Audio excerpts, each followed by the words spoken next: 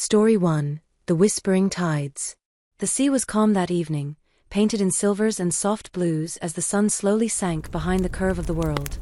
The sails of the Marlowe Star, a modest but steadfast pirate ship, fluttered gently in the breeze. Captain Elias Gray, known across the scattered isles not for terror but for his kindness and his curious heart, stood at the helm, his long coat softly brushing his boots as he gazed out over the shimmering horizon. This was no evening for plunder or battle. No, tonight the sea was whispering, and Elias knew that some stories were not written in ink but in the tides themselves. Elias was not alone. His faithful crew moved about quietly, as if the hush of the evening had wrapped them all in a spell.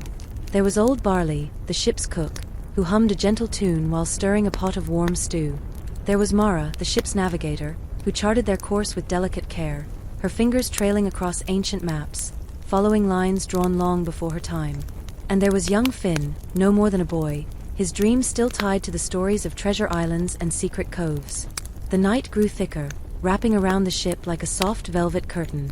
Stars began to dot the sky, winking gently, as if sharing secrets only the sea could understand. Elias had heard the legends of the whispering tides before, a rare phenomenon when the sea itself told tales to those patient enough to listen.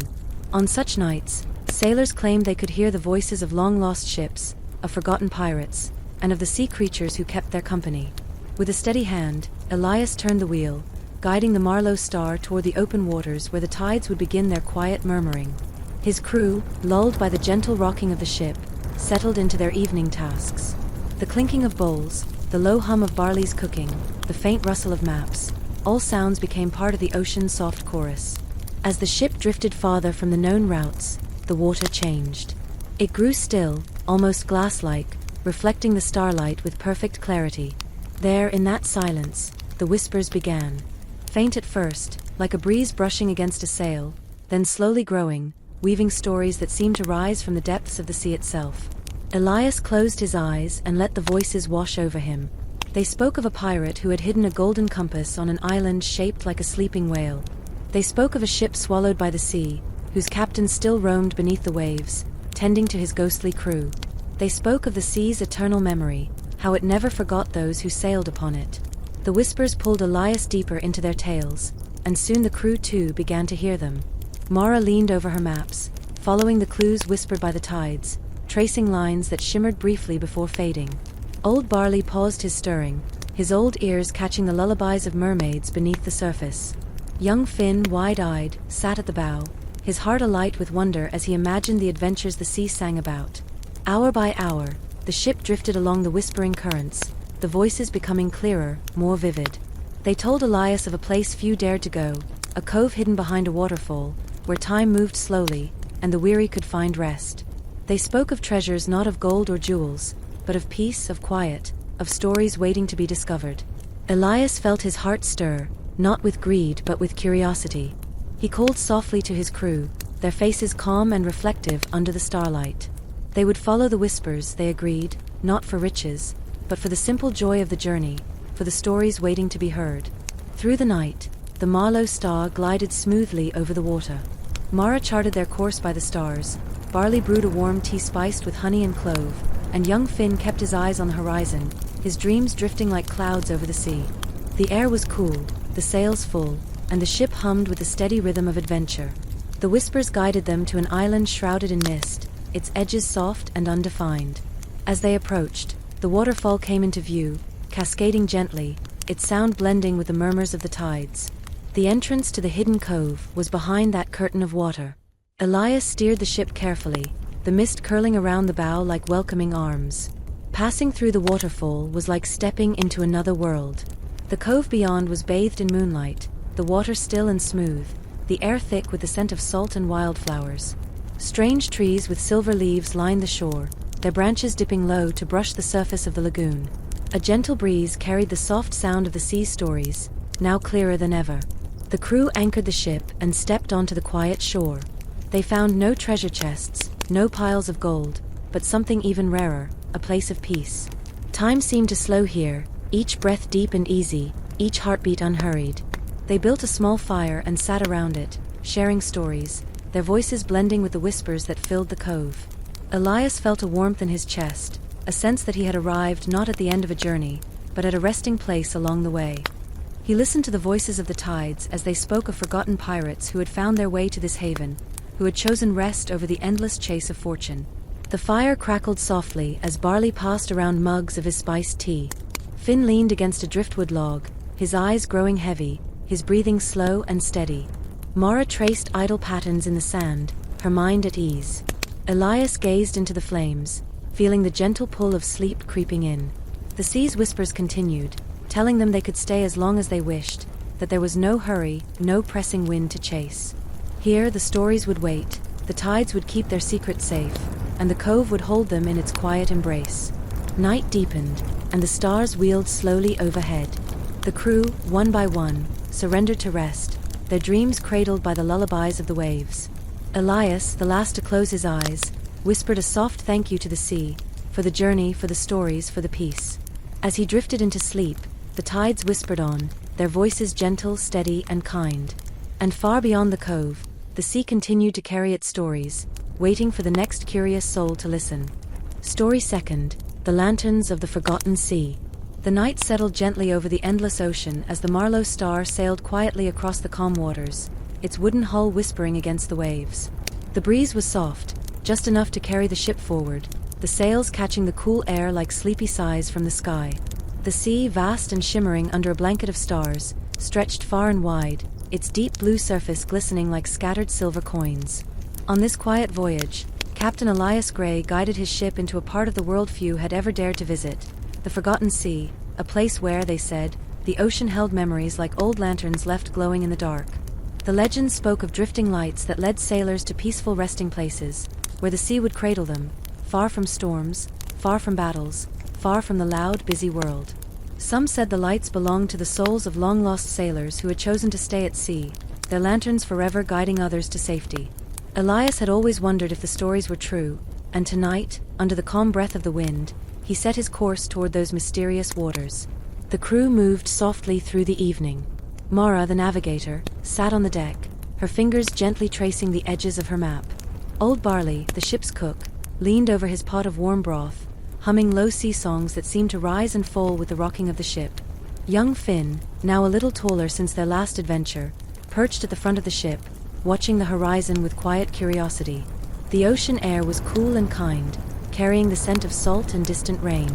As the hours passed, the stars above seemed to guide them, shifting slowly, like patient guardians watching over the ship. Time moved gently, each moment settling into the next like soft waves meeting the shore. No rush, no chase, just the peaceful rhythm of sailing through the night. Captain Elias stood at the wheel, his eyes calm, his hands steady. He had no need to speak, the sea understood him, and he understood the sea. He had learned long ago that some voyages were not about reaching treasure or glory. Some were about listening, about waiting, about following the quiet paths that others had long forgotten. As the ship sailed deeper into the Forgotten Sea, a soft glow appeared on the horizon. At first, it was just a faint shimmer, like the edge of a candle's flame. Then, slowly, more lights appeared, scattered across the water like stars that had fallen from the sky and decided to float. They were the lanterns. Dozens of them, drifting gently on the waves, their light steady and warm. The crew gathered quietly at the ship's rails, watching in awe as the soft lights flickered and danced. The lanterns did not burn like ordinary flames. They glowed with a cool golden hue, as if each held a story inside, a memory, a dream, a voice from long ago. Elias guided the Marlowe star carefully among the glowing lights, moving slowly, as if walking through a field of fireflies. The lanterns seemed to welcome the ship, their gentle bobbing matching the ship's quiet pace. Mara reached out and cupped one of the lights in her hand, feeling its soft warmth, hearing the faintest whisper inside, a sailor's laugh, a lullaby, a farewell. Old Barley, with his kind eyes and steady heart, poured warm tea for the crew, their mugs steaming in the cool air. Finn leaned over the edge of the ship, his reflection surrounded by the floating lanterns, his imagination painting grand tales of the sailors who had left these lights behind. As they drifted through the sea of lanterns, the ship began to feel lighter, as if the weight of all their travels, all their searching, was gently lifting away. The ocean song wrapped around them, soft and steady, like a mother's lullaby carrying them deeper into rest. One lantern floated close to Elias, and as he gazed into its soft glow, he heard a story whispered just for him, a tale of a pirate who had once searched the seas endlessly, not for gold, but for a quiet place to rest. The pirate had left his lantern to guide others to that same peace. Elias smiled, his heart full, his spirit calm. He understood now that this voyage was not just a journey across the sea, it was a journey inward, toward quiet, toward stillness, toward the gentle spaces between each heartbeat. The ship drifted onward, the crew moving slowly, their voices soft, their footsteps quiet. They found a small cove lit by dozens of lanterns, their golden light reflecting off the water, painting the rocks and trees in warm hues. Here they dropped anchor, and the sea held them gently in place. The crew set up a small fire on the deck, their faces glowing in the flickering light, the night air cool but comforting. Mara shared stories from her maps, old Barley passed around warm biscuits, and Finn, with his curious heart, asked questions about the sailors who had come before them, who had left these beautiful lights for others to find. Elias listened, his mind calm, his breathing deep. He felt the sea's quiet rhythm, its soft rocking, its soothing voice carried in the air. He looked up at the stars, their slow, careful dance across the sky, and then at the lanterns, their steady glow reminding him that some journeys are meant to last forever, not in distance, but in feeling. As the fire crackled and the night deepened, the crew slowly drifted into sleep, their dreams floating like soft sails upon the water. One by one, they rested, wrapped in blankets, their bodies still, their breathing slow. Finn's quiet laughter faded into a soft sigh as his eyes closed, his mind carried gently into stories of his own. Elias stayed awake a little longer, watching the lanterns, listening to their soft voices. They spoke not in words, but in memories, in peaceful echoes of long ago. He felt no need to chase them, no need to collect them. They were simply there, waiting for those who needed them. He took one final sip of Barley's warm tea, the taste sweet and soothing, and finally let his eyes close, his head resting against the wooden rail. The ship creaked softly, its familiar voice wrapping around him, the sea's hush singing him into a gentle sleep. The lanterns continued to drift, their light steady, their purpose simple, to guide, to comfort, to remind sailors like Elias that the sea holds not just storms and treasures, but quiet places too. And as the night passed, the ship, the crew, the lanterns, and the sea all rested together, their stories safely tucked among the waves, waiting to be heard again by those who sail with listening hearts. The stars shimmered above, the sea hummed below, and the lanterns of the forgotten sea glowed on, softly, gently, forever. Story 3. The Sea of Soft Bells. The ocean stretched wide and endless beneath the soft embrace of the morning mist as the Marlowe Star continued its peaceful voyage through calm waters. The ship, with its worn but trusted sails, moved slowly, carried not by urgency but by the quiet rhythm of the sea. Captain Elias Gray stood at the helm, his hands steady on the wheel, his heart calm and unhurried. He had come to understand, through many long journeys, that some treasures were not found on maps but in the quiet places the sea was willing to share. It was a gentle morning, with the sunlight filtering softly through drifting clouds. The breeze was light, only enough to rustle the sails and whisper through the rigging. The sea's surface shimmered, smooth as silk, its waves so gentle they rocked the ship like a cradle. On deck, the crew moved slowly, their tasks unhurried, their voices low, as if they too had been lulled by the steady rhythm of the voyage. Mara, the navigator, studied her maps with a quiet smile, tracing routes that led not to riches but to places marked only by faint drawings, small islands, hidden coves, and seas where time moved slowly. Old Barley, the cook, prepared a simple breakfast of warm bread and sweet fruit, his humming blending with the soft creaks of the ship. Young Finn, his curiosity as bright as ever, sat on the deck with a journal in his lap, sketching the sea, the ship, and the stories he imagined waiting just beyond the horizon.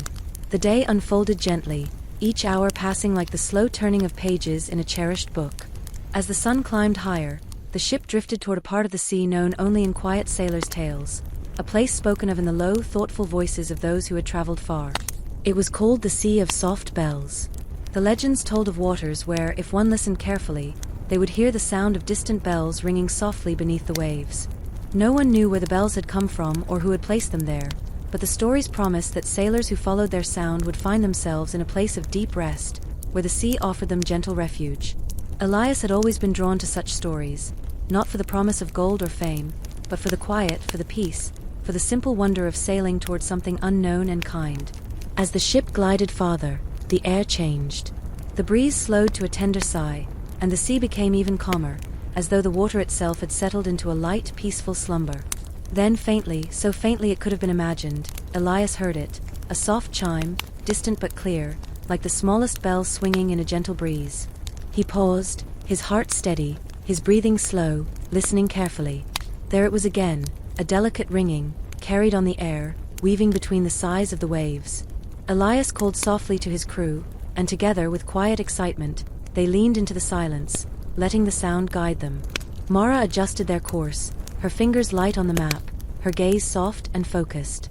Old Barley smiled as he poured warm tea into wooden cups, passing them gently to the others, the steam rising in the cool morning air.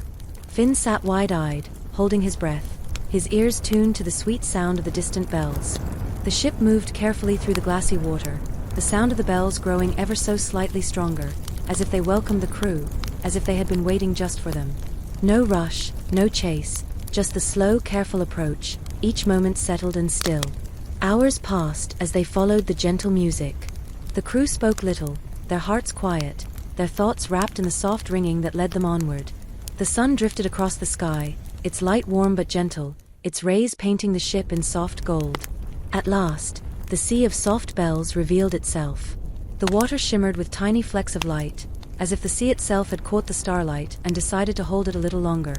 Floating on the surface, scattered like petals, were delicate shells, each one perfectly round, each one tipped with tiny silver threads that moved ever so slightly with the motion of the sea. It was from these shells that the bells sang. The sea's movement caused them to chime, their soft, sweet music filling the air, wrapping around the ship, surrounding the crew in a lullaby unlike anything they had ever heard. The bells did not ring loudly. Their sound was gentle, like the faintest whisper, like the soft tapping of rain on an old wooden window. The ship drifted among the shells, its sails now loose, its ropes hanging slack, as though the sea itself had offered to carry them. Elias felt his chest grow lighter, his breath deepen, his heart settle into a steady, peaceful rhythm. The crew gathered quietly, sitting on the deck, their backs resting against the warm wood, their hands wrapped around cups of tea. No one felt the need to speak. The bells filled the silence beautifully.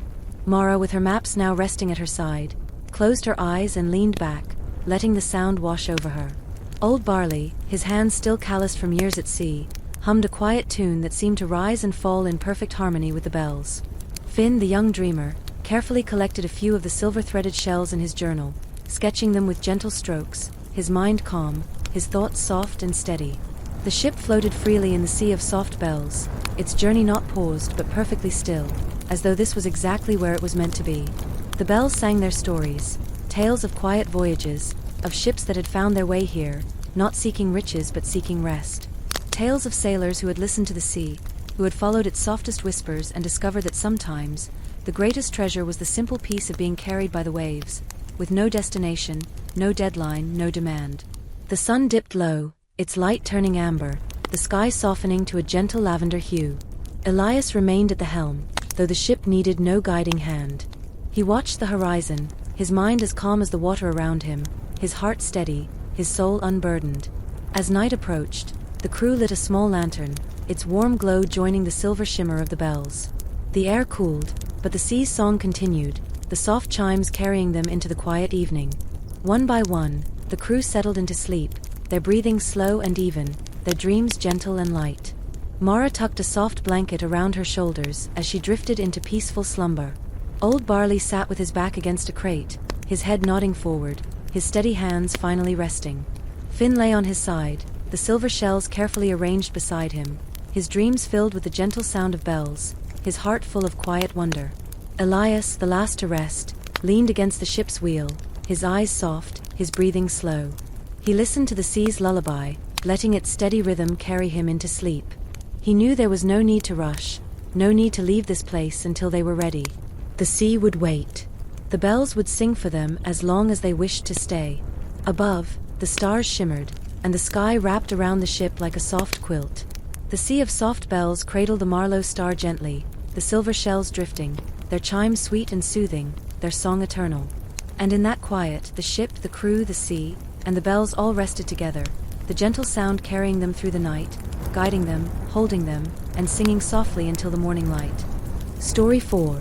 The Compass of Quiet Waters. The sea stretched wide and unbroken as the Marlow star continued its slow, peaceful voyage. Days had passed since Captain Elias Gray and his loyal crew had drifted through the sea of soft bells, and now the ship glided through new waters, calm as glass, beneath skies brushed with soft clouds like wisps of spun wool.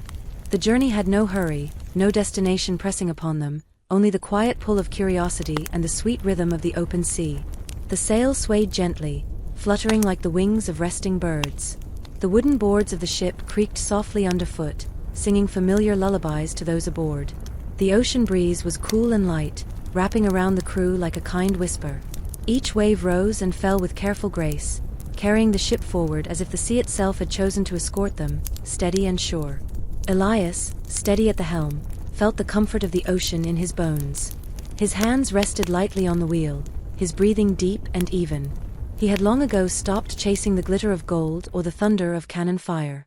His treasure now was the journey, the stories, the gentle unfolding of each day upon the water. He looked out over the endless blue, his heart still, his thoughts soft as the sky above. The crew moved quietly through their morning routines. Mara, the navigator, sat cross-legged on the deck, her maps open before her, though now her fingers often drifted not to the well-worn trade routes but to the edges where the ink had faded, where the sea was still a mystery. Old Barley prepared his simple, comforting meals, his hands stirring warm pots with the same gentle care he had always shown. Young Finn, now more seasoned yet still full of wonder, leaned over the rail, gazing into the clear water, watching the silver flickers of fish dance beneath the surface. The sea was kind, the air soft, the days moving gently like the turn of a slowly read page. And then one quiet afternoon, something caught Elias's eye, a small wooden chest, floating alone in the vastness, its sides worn smooth by the sea. With no rush, they guided the ship closer, and Elias leaned over to pull the chest from the water. It was light, its hinges rusted but intact. The crew gathered, their curiosity warm but calm, as Elias carefully opened it. Inside, resting on a bed of faded blue velvet, was a compass unlike any Elias had seen. Its needle shimmered with a soft silver light, and instead of pointing north, it spun slowly, steadily, always returning to the same direction, east, toward the rising sun. The compass was old, but it pulsed gently in his palm, as if it still remembered its purpose, as if it still had somewhere to lead. Finn's wide eyes sparkled as he asked where the compass might take them. Mara, tracing her fingers along the edge of the maps, wondered aloud if they would find new lands or perhaps another quiet cove. Old Barley, ever thoughtful, simply smiled and said that sometimes the sea gives you what you didn't know you were looking for. Elias closed his hand around the compass, feeling its steady warmth, and with a soft voice, he gave the ship its new heading, east, toward the soft pull of the compass, toward whatever stories awaited them. The days that followed were gentle and unhurried. The compass did not lead them quickly, but slowly, carefully, through seas that shimmered like silk in the morning light and rippled like soft velvet beneath the moon. Each sunrise painted the sky with pale gold and soft pink, each sunset a quiet curtain closing gently over the day. At night, the ship would rest upon still waters, the stars above bright and kind, the sea's soft murmurs wrapping around the crew as they settled into peaceful sleep. The compass would glow faintly in Elias's palm, its needle always patient, always pointing east. The journey led them through seas where clouds hung low and soft, like cotton resting on the horizon. They passed small islands where wildflowers grew along the shore, their colors muted but beautiful.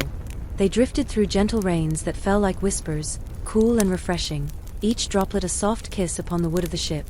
One morning, as the compass pulsed quietly in Elias's hand, they arrived at a place not marked on any map. The sea parted around a circle of pale blue water, smooth as glass, and in the center stood a small island no larger than the ship itself. Upon it grew a single great tree, its silver leaves swaying in a breeze that did not touch the sea. The compass's needle, which had spun so steadily for days, now settled firmly, pointing directly to the heart of the island. Elias guided the ship close, its hull brushing gently against the shore. The crew stepped onto the soft sand, their movements slow, as though they had entered a place meant for quiet, for rest. Underneath the great tree, they found a stone bench, smooth and warm, and upon it rested a simple inscription, worn but still legible. Here waits the sea's compass, for those who seek not to arrive, but to continue. Elias understood. The compass was not leading them to a final treasure, nor to an ending, but to a place of stillness, a place where journeys could pause, where hearts could rest, yet the story would go on. The crew spent their time there in gentle peace. Mara sat beneath the tree, her maps resting at her side, her eyes watching the silver leaves sway. Old Barley prepared simple meals over a quiet fire, the air filled with the comforting scents of herbs and warm bread. Finn gathered smooth stones from the shore, tracing the soft patterns nature had drawn upon them, his thoughts drifting like clouds over the calm sea. Elias sat with the compass in his hand, its needle now steady, unmoving, its glow soft but sure. He understood that the compass had led them not to riches, but to this, the treasure of stillness, the quiet joy of journeying without the weight of haste, the soft beauty of resting without the fear of what lay ahead. The days passed gently. The sea's breeze came and went, carrying the songs of distant waves. The crew moved slowly, savoring each sunrise, each cup of tea, each shared story beneath the silver-leafed tree. They laughed quietly, they dreamed freely, they slept soundly, their hearts light and their spirits calm. When it was time to sail again, they left the island as they had found it, peaceful, untouched, its silver leaves still whispering softly to the breeze. The compass, its journey fulfilled, remained on the stone bench, waiting for another crew, another curious heart, to follow its gentle pull. Elias guided the Marlow Star back onto the open sea, the ship moving smoothly, its sails full, its hull strong. The crew settled into their familiar places, their hearts still carrying the quiet of the island, the softness of the silver leaves, the steady rhythm of the sea. They sailed on, not in search of anything in particular, but simply to continue, to drift through gentle waters, to listen to the sea's quiet stories, to let each day unfold like the soft pages of a well-loved book. And so the ship moved forward, slowly, peacefully, wrapped in the sea's embrace, beneath skies brushed with quiet clouds, among waves that rose and fell like the gentle breath of a sleeping world. The sea would carry them, and they would sail without haste, without worry, their journey a soft, endless lullaby. And as the night settled, the crew slept, their dreams calm and kind, the ship's slow creak and the sea's soft sigh the only sounds to carry them into restful sleep. Story 5. The Garden Beneath the Waves. The ocean was calm that day, as calm as a still pond on a summer morning, with only the faintest ripples disturbing its smooth, silken surface. The Marlow Star drifted softly, her sails half lowered, her hull swaying gently as if the ship herself were cradled by the sea. Captain Elias Gray stood quietly at the helm, his hands resting lightly on the wheel, his breath slow, his heart settled. There was no rush, no storm, no chase, just the quiet hum of the sea's steady rhythm. The sky above was painted in soft shades of pale blue and white, the clouds stretched thin and light like wisps of lace. The sun glowed gently, warm but not harsh, casting a soft shimmer upon the endless water. It was a perfect day for drifting, for listening to the quiet voices of the ocean, for simply sailing without a destination. The crew moved peacefully through their morning tasks. Mara, the navigator, sat cross-legged on the deck, slowly tracing her maps with thoughtful fingers, though she no longer sought the quickest routes or the safest harbors. Old Barley, the ship's kind-hearted cook, hummed to himself as he prepared sweet bread and hot tea, his movements careful and slow. Young Finn leaned against the railing, watching the sea with wide, thoughtful eyes, his mind full of the stories the waves might tell. The voyage had become one of discovery, not of gold, not of power, but of the sea's quiet places, its soft corners, its hidden treasures that could not be held but only experienced. And on this gentle morning, the sea had something new to share. It was Finn who first noticed it, a faint glimmer just beneath the surface, a pale, shimmering patch of water that caught the light in a strange and beautiful way. He called softly to the others, his voice carrying over the quiet deck. Elias approached, his gaze calm and steady, and together they watched as the ship slowly drifted over the glowing patch. What they saw made them all fall silent in wonder. Beneath the surface, far below the ship's keel, was a garden. Not of soil, nor stone, but a garden of the sea itself. Tall, swaying plants, their leaves translucent and silver-green, reached up toward the light. Their long stems moved with the ocean's slow breathing, their soft tips brushing against each other, making a faint bell-like sound that rose through the water and wrapped around the ship like a lullaby. Pale flowers, glowing softly, bloomed in clusters, their petals delicate and bright. Strange, gentle creatures with glowing shells drifted lazily between the plants, their movements unhurried, their presence peaceful. It was a place untouched by storms, unmarked on any map, a secret garden hidden beneath the waves, waiting quietly, waiting patiently for someone to notice. The crew stood at the railings, their hearts full, their breathing slowed by the calm beauty before them. Mara lowered her maps, Old Barley paused his stirring, and Finn pressed his hands against the wood, his eyes wide with soft wonder. Elias smiled, a quiet smile that reached his eyes, and he guided the ship to rest gently above the garden. There was no need to anchor. The sea was still, the breeze light, the ship perfectly balanced upon the calm surface. The soft music of the sea garden drifted up to them, a delicate chiming sound, like thousands of tiny bells ringing in perfect harmony, their tones light and soothing. The sound wrapped around the ship, around the hearts of the crew, inviting them to stay, to rest, to simply be. They spent the day quietly above the garden, each moment unfolding gently like the opening of a flower. Mara sat at the bow, her feet dangling just above the water, listening to the bells, her maps forgotten for now. Old Barley brewed sweet tea with honey and passed around slices of soft bread, the simple meal warming their hands and hearts. Finn sketched the garden in his journal, his pencil moving slowly, carefully, as if he were afraid to disturb the quiet magic of the place. Elias remained at the helm, though there was no need to steer. His gaze was steady, his breathing calm. The sea had carried them here, and here they would stay, as long as the garden welcomed them. As the sun drifted across the sky, its golden light filtered softly through the water, making the garden shimmer and dance. The plants swayed, their movements slow and gentle, their soft bells singing sweet songs that mingled with the sighing breeze. They lowered a small rowboat, and with quiet paddles, they drifted closer to the glowing surface, their hands trailing in the cool water. They watched the silver-green leaves, the glowing flowers, the slow, peaceful fish that wove lazy paths through the garden. No one spoke loudly. Their voices, when used, were soft and kind, as if they were speaking within a library of the sea, a place meant for hushed wonder and thoughtful silence. Elias, resting his hands in the cool water, felt a deep calm settle within him. The sea, he realized, was offering not a destination but a moment. Not a finish line but a breath, a long, sweet breath of rest. The hours drifted by like the slow turning of a star. They spent the night anchored gently above the garden, the ship swaying slightly, the soft chimes of the sea's bells singing them into sleep. The sky filled with stars, their light reflected in the still waters below. The ocean, calm and vast, wrapped around them like a comforting blanket. The crew settled into their beds, their breathing slow, their dreams light. Finn curled beneath a soft blanket, his journal resting beside him, his sketches of the sea garden glowing faintly in the moonlight. Mara lay with her maps folded at her side, her face peaceful, her body still. Old Barley sat in his favorite corner, his head resting against the wooden wall, his hands finally still. Elias remained on deck a little longer, watching the stars, listening to the soft chimes, his heart full, his mind at peace. He understood now that the sea's greatest gifts were its quiet ones, its hidden gardens, its soft songs, its moments of perfect rest.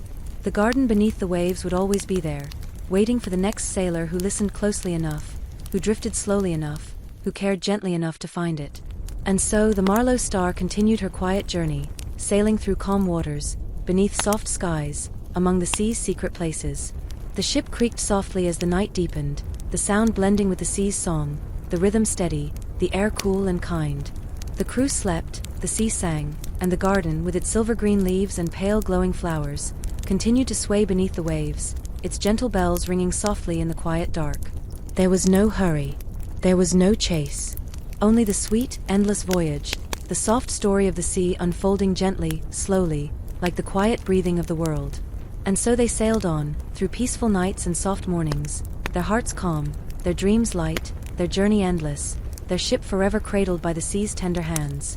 Story 6. The Island of Slow Winds. The sea stretched wide and endless, a soft canvas of gentle waves painted in hues of silver and blue. The Marlowe Star, with its well-worn sails and quiet wooden decks, glided peacefully across the still waters. Captain Elias Gray stood at the helm, his hands steady, his breath deep, his heart calm. It had been many days since they left the sea garden behind, and now their journey continued, not toward treasure or battle, but toward the soft, quiet places the sea was willing to reveal. The sky above was a smooth dome of pale gray, the clouds resting low and unhurried, their shapes stretched thin by the passing winds. But the winds that day were not in a hurry. They whispered and curled gently around the ship, soft as a sigh, careful as the touch of a feather. The crew moved quietly across the deck. Mara, the navigator, sat with her maps spread out, though she often found her attention drifting to the soft dance of the sails above.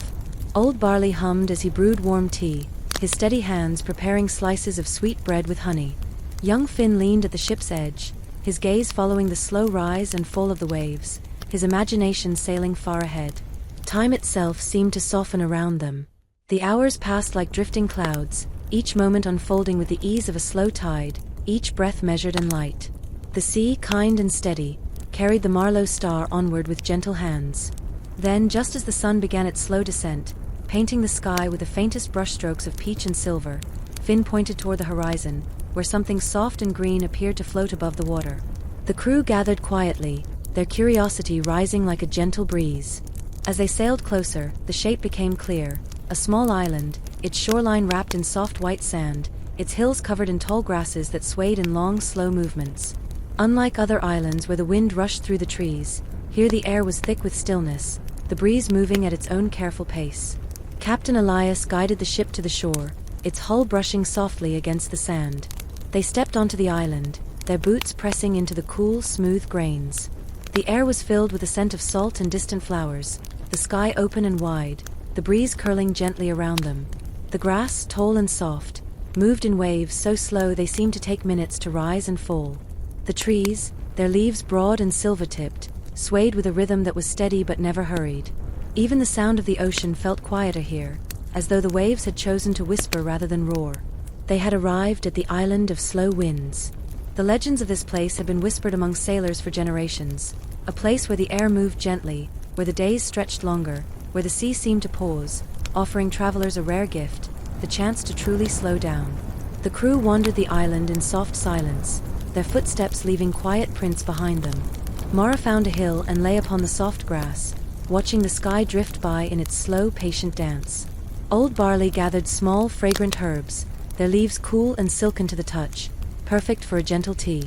Finn explored the edge of the island, finding smooth stones and fallen branches shaped like long-forgotten driftwood. Elias walked to the center of the island, where a single tree stood tall and steady. Its trunk was wide, its roots curled deep into the earth, and its leaves shimmered in the softest breeze. Beneath it, a stone bench invited him to sit, to rest, to simply be. He sat quietly, his hands resting on his lap, his breathing steady. The tree's branches swayed above him, each movement slow and graceful, like the slow turning of a page. Time seemed to stretch here, not to rush him forward, but to allow him to linger in each soft moment. The sound of the sea blended with the whispering grass, the hum of insects, the quiet rustling of leaves. No sharp sounds, no loud calls, just the soft melody of an island that moved carefully, slowly, with patient hands. Elias closed his eyes, letting the rhythm of the place settle into his bones. He felt the weight of his travels, not as a burden, but as something gently held, gently carried. He knew that this island was not a place of endings, nor a place of great discoveries. It was simply a resting place, a gift from the sea to those who chose to notice. The crew spent the day moving through the soft fields, resting beneath the trees, sipping warm tea brewed from the island's gentle herbs. They spoke in quiet voices, their words floating lightly, their stories lingering like morning mist. As the sun slowly lowered, casting long lazy shadows across the sand, they returned to the ship, their hearts light, their minds at ease. The sails hung loose, the ropes slack, the sea still calm, as though the ship, too, had settled into the island's slow rhythm. They prepared a simple meal on deck, soft bread, warm tea, slices of fruit. They ate quietly, listening to the soft sigh of the breeze, the steady hush of the distant waves. Night arrived slowly, the stars appearing one by one, each taking its time, each shining softly in the deep blue sky. The ship rocked gently, the sea cradling it like a careful hand, the air cool but kind. One by one, the crew settled into sleep. Mara wrapped herself in a soft blanket, her breathing slow and even, her dreams light. Old Barley sat with his back against a barrel, his hands resting in his lap, his eyes closed, his face peaceful. Finn, curled near the ship's railing, his journal tucked beneath his head, drifted into sleep, his heart calm, his thoughts wrapped in the quiet of the day. Elias remained awake a little longer, his gaze resting on the still waters, his hands light on the ship's wheel. He listened to the soft voices of the sea, the rustling of the tall grasses on the island, the distant hum of slow winds. The island of slow winds would remain there, waiting for those who wished to slow their steps, to soften their breathing, to find a place where the world no longer hurried them forward. It was a gift of time, a space between moments, a gentle pause in a life often rushed. Elias let his eyes close, his head resting against the warm wood of the ship. The ship creaked softly, the sails fluttered gently, the sea's lullaby weaving around him. And as the night deepened, the ship, the crew, and the island all rested together, their hearts beating in a slow, shared rhythm, their dreams light and kind, their journey pausing, not ending. The sea would wait. The winds would wait. There was no hurry. Only the soft, endless voyage, carried by the sea's patient hands. Story 7. The Lighthouse That Watched the Stars. The sea was quiet, endless, and calm, stretching like a soft silver blanket beneath the pale light of the afternoon sun. The Marlowe Star, with her tall, gentle sails and her well-worn wooden hull, drifted steadily through the peaceful waters. Captain Elias Gray stood at the helm, his hands resting lightly on the ship's wheel, his breathing slow and steady. The sky above was soft and pale, its clouds stretched thin like whispers across the heavens. The wind that day was not in a hurry. It moved carefully, like someone strolling through a garden, taking its time, touching each sail with a thoughtful hand. The sea sighed softly beneath the ship, its surface rippling gently, carrying the Marlowe Star with a kindness that only the sea could give. The crew moved slowly, their voices low, their steps light.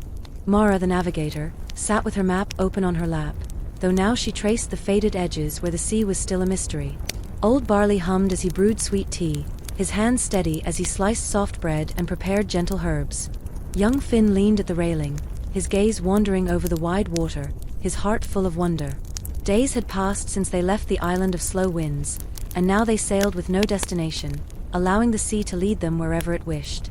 They had learned to trust the ocean's soft guidance, to follow the quiet currents, to listen for the sea's subtle invitations. It was on one of these slow, peaceful mornings that a soft glow appeared on the horizon. It flickered faintly, pale and steady, like the light of a distant star that had settled upon the earth. The crew gathered quietly, their eyes resting on the small, warm beacon that shimmered just ahead. As they drew closer, the shape of a tall lighthouse emerged from the mist. It stood alone on a small rocky island, its white stones worn smooth by time and salt. Unlike most lighthouses, which called out to ships in warning, this one seemed to welcome them with a soft, steady glow. There were no other buildings, no docks, no signs of hurried life. Only the lighthouse, its light spinning slowly, casting a gentle circle across the water. Captain Elias guided the ship carefully to the island's edge, where the rocks curved like soft pillows, allowing the ship to rest against them without harm. They stepped onto the shore, their boots pressing into the cool, damp stone, their hearts calm, their curiosity light. The air was still, the breeze soft, the sound of the waves quiet and kind. The lighthouse, tall and steady, seemed to breathe with the sea, its light pulsing gently, not in warning, but in rhythm with the ocean's own slow heartbeat. They climbed the winding path that led to the lighthouse door, each step measured, their voices low, as though they had entered a place where silence was cherished, where each sound should be a soft one. The door, worn but strong, opened easily beneath Elias's hand. Inside, the walls curved smoothly, the air filled with the faint scent of salt and warm oil. The steps spiraled gently upward, inviting them to climb at their own pace. They ascended slowly, their footsteps soft against the stone. The lighthouse, though tall, felt calm and steady, as if it had been waiting a long time for someone to visit. At the top, they found the lantern room, where the great light turned carefully, casting its soft glow out across the endless sea. Beside it stood a small wooden chair, a table with a simple journal resting upon it, and a window that framed the wide sky. Finn wandered to the window, his eyes wide as he gazed out over the calm waters. Mara traced her fingers across the edges of the journal, its pages filled with careful writing, soft stories of the sea, gentle observations of the stars. Old Barley prepared warm tea, his familiar kindness filling the room as he passed the steaming cups to each of them. They sipped quietly, their eyes resting on the spinning light, their hearts wrapped in the gentle rhythm of the lighthouse's pulse. As the sun lowered, the sky filled with soft shades of lavender and silver. Stars began to appear, not in a rush, but one by one, each taking its time, each settling into place like gentle lanterns in the sky. It was then that Elias understood. This lighthouse was not simply a guide for passing ships. It was something more, a watcher of the stars, a keeper of the quiet, a place where sailors could come to rest, to sit beneath the soft turning of the light, to watch the sky slowly unfold. They spent the evening in peaceful silence, watching the sea shimmer beneath the stars, listening to the soft spin of the lantern above them. The journal told stories of those who had come before, other captains, other dreamers, who had sat in this same room, who had found comfort in the lighthouse's gentle company. Elias, with the sea's steady hush in his ears, let his breathing slow, his body soften. He traced the words in the journal, reading about calm nights, about ships that drifted peacefully beneath the stars, about the quiet joy of simply watching, of simply being. The crew settled into the soft rhythm of the lighthouse. Mara rested near the window, her gaze turned toward the quiet sky. Old Barley found a corner to sit with his cup of tea, his head leaning gently against the wall. Finn, wrapped in his blanket, rested near the journal, his breathing slow, his dreams light. Elias remained for a while, sitting in the small wooden chair, his hands resting on his knees, his eyes following the soft spin of the light. The lighthouse did not ask for anything. It did not call loudly, nor demand attention. It simply offered its soft, steady glow, its quiet companionship, its watchful gaze over the endless sea. As the night deepened, the ship rested gently against the rocks, the sea's soft whispers wrapping around it like a lullaby. The lighthouse continued its slow, careful turning, its light spinning in a steady rhythm, its pulse in perfect harmony with the breathing of the world. Elias closed his eyes, his heart calm, his thoughts quiet. He felt the sea beneath him, the stars above him, the lighthouse beside him. There was no need to move quickly, no need to chase the horizon. There was only the quiet journey, the gentle voyage, the slow unfolding of the sea's soft stories. The night passed like a slow, sweet song. The ship, the sea, the lighthouse, and the stars all rested together, their rhythms joined, their stories softly intertwined. When the morning arrived, it came gently, the sky warming to soft shades of pink and pale gold. The crew awoke slowly, their hearts still wrapped in the calm of the night, their steps easy, their breathing light. They left a small note in the journal, their words simple and kind, a quiet thank you to the lighthouse that had watched the stars with them. They returned to the Marlow Star, her sails ready, her deck steady, her place in the sea secure. The ship drifted away, her hull gliding smoothly through the calm waters, her journey continuing, softly, endlessly. The lighthouse remained behind, its light spinning slowly, patiently, waiting to guide, waiting to watch, waiting to offer its quiet companionship to the next sailor who wandered its way. And as they sailed, the crew carried the softness of the lighthouse with them, its gentle rhythm, its steady pulse, its calm voice always singing just beneath the sea's quiet hum. They sailed on, their journey unfolding like the slow, careful turning of the light, each moment steady, each breath easy, each story soft. The sea would hold them, the stars would guide them, and the lighthouse would remember. There was no hurry. There was only the sweet, endless voyage, the calm, steady unfolding of soft stories upon the wide, gentle sea. Story 8. The Driftwood Library. The sea was quiet and wide, stretching like a soft blanket beneath the Marlow Star, which moved slowly, peacefully, through the gentle waves. Captain Elias Gray stood calmly at the helm, his breathing slow, his heart steady. His ship was no longer in search of treasure, nor racing storms. It drifted now with the kindness of the wind, through seas where time softened, and each day was a gentle unfolding. The sky was soft that morning, its pale blues mingling with quiet clouds that drifted slowly overhead. The sails swayed gently, the wooden boards creaked softly underfoot, and the breeze hummed like a low lullaby through the rigging. The crew moved quietly, their voices low, their steps easy, as though they too had settled into the rhythm of the peaceful sea. Mara, the navigator, sat cross-legged near the bowsprit, her maps resting at her side, though her eyes often drifted to the horizon, where the sky and the sea met in soft whispers. Old Barley, the ship's cook, prepared warm tea and soft bread with sweet honey, his humming blending with the creak of the ship. Young Finn sat near the railing, his journal open, sketching the sky, the waves, the quiet beauty of their journey.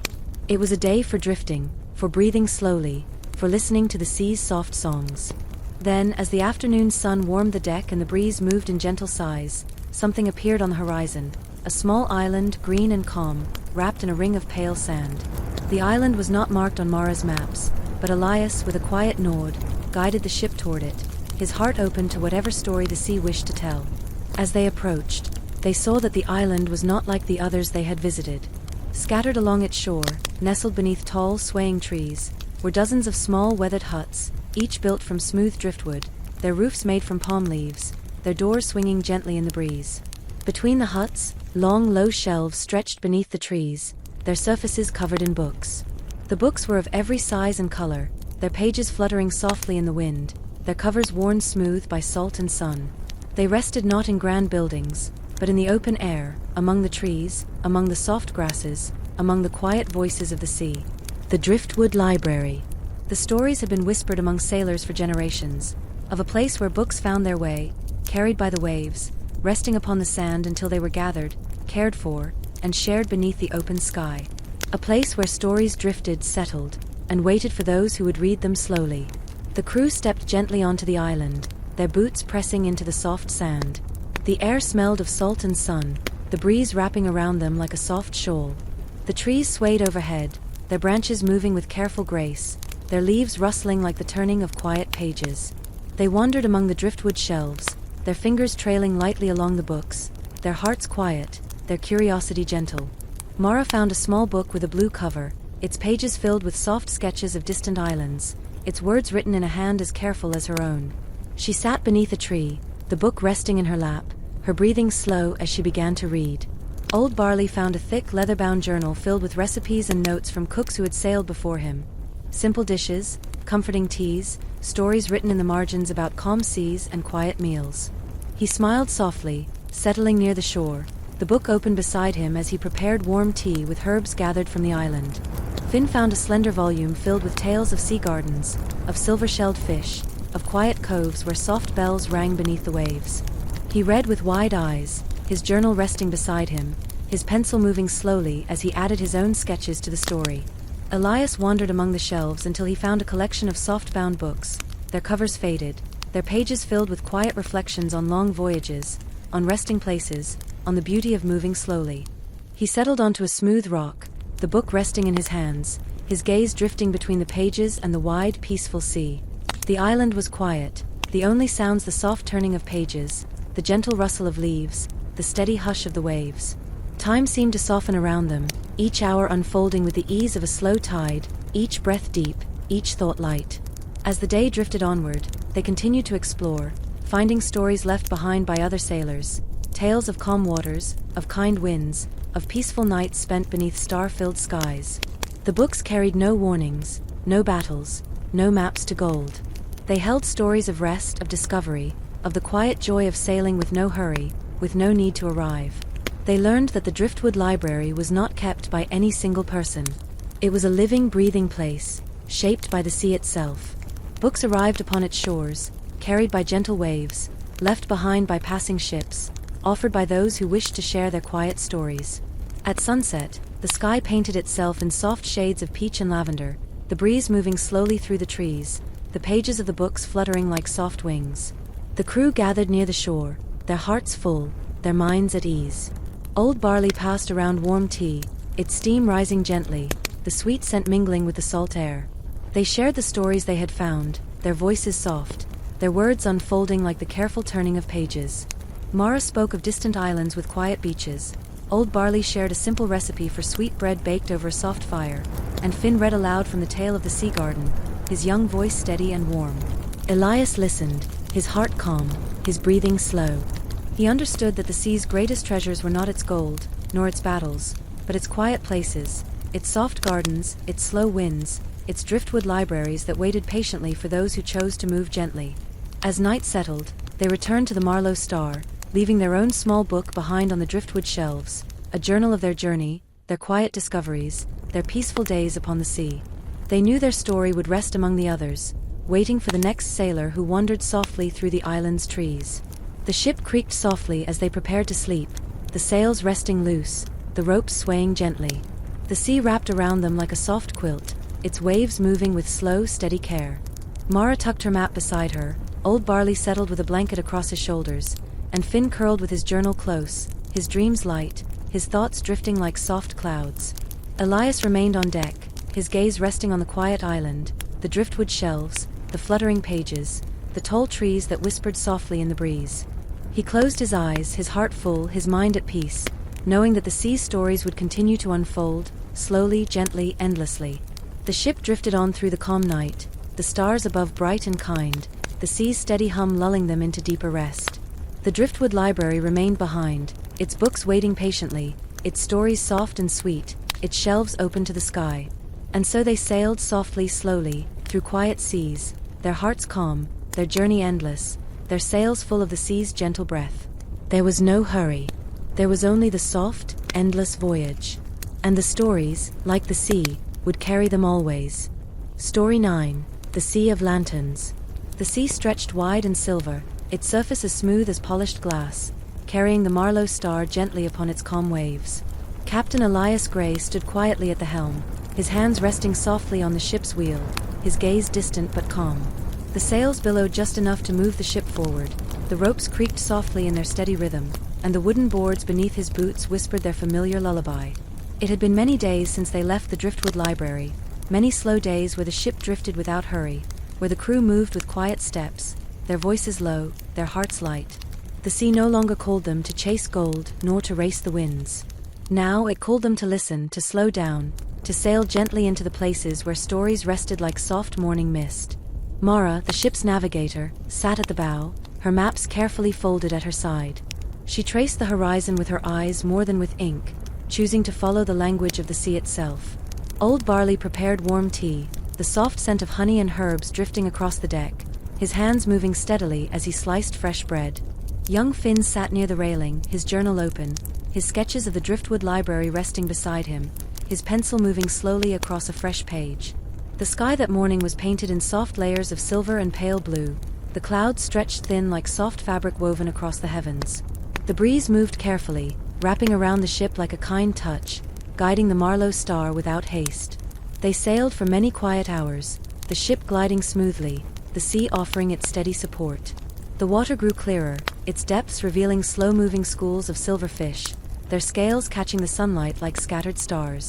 Then, as the afternoon light began to soften, Finn pointed toward the distance where faint glimmers of gold appeared upon the horizon.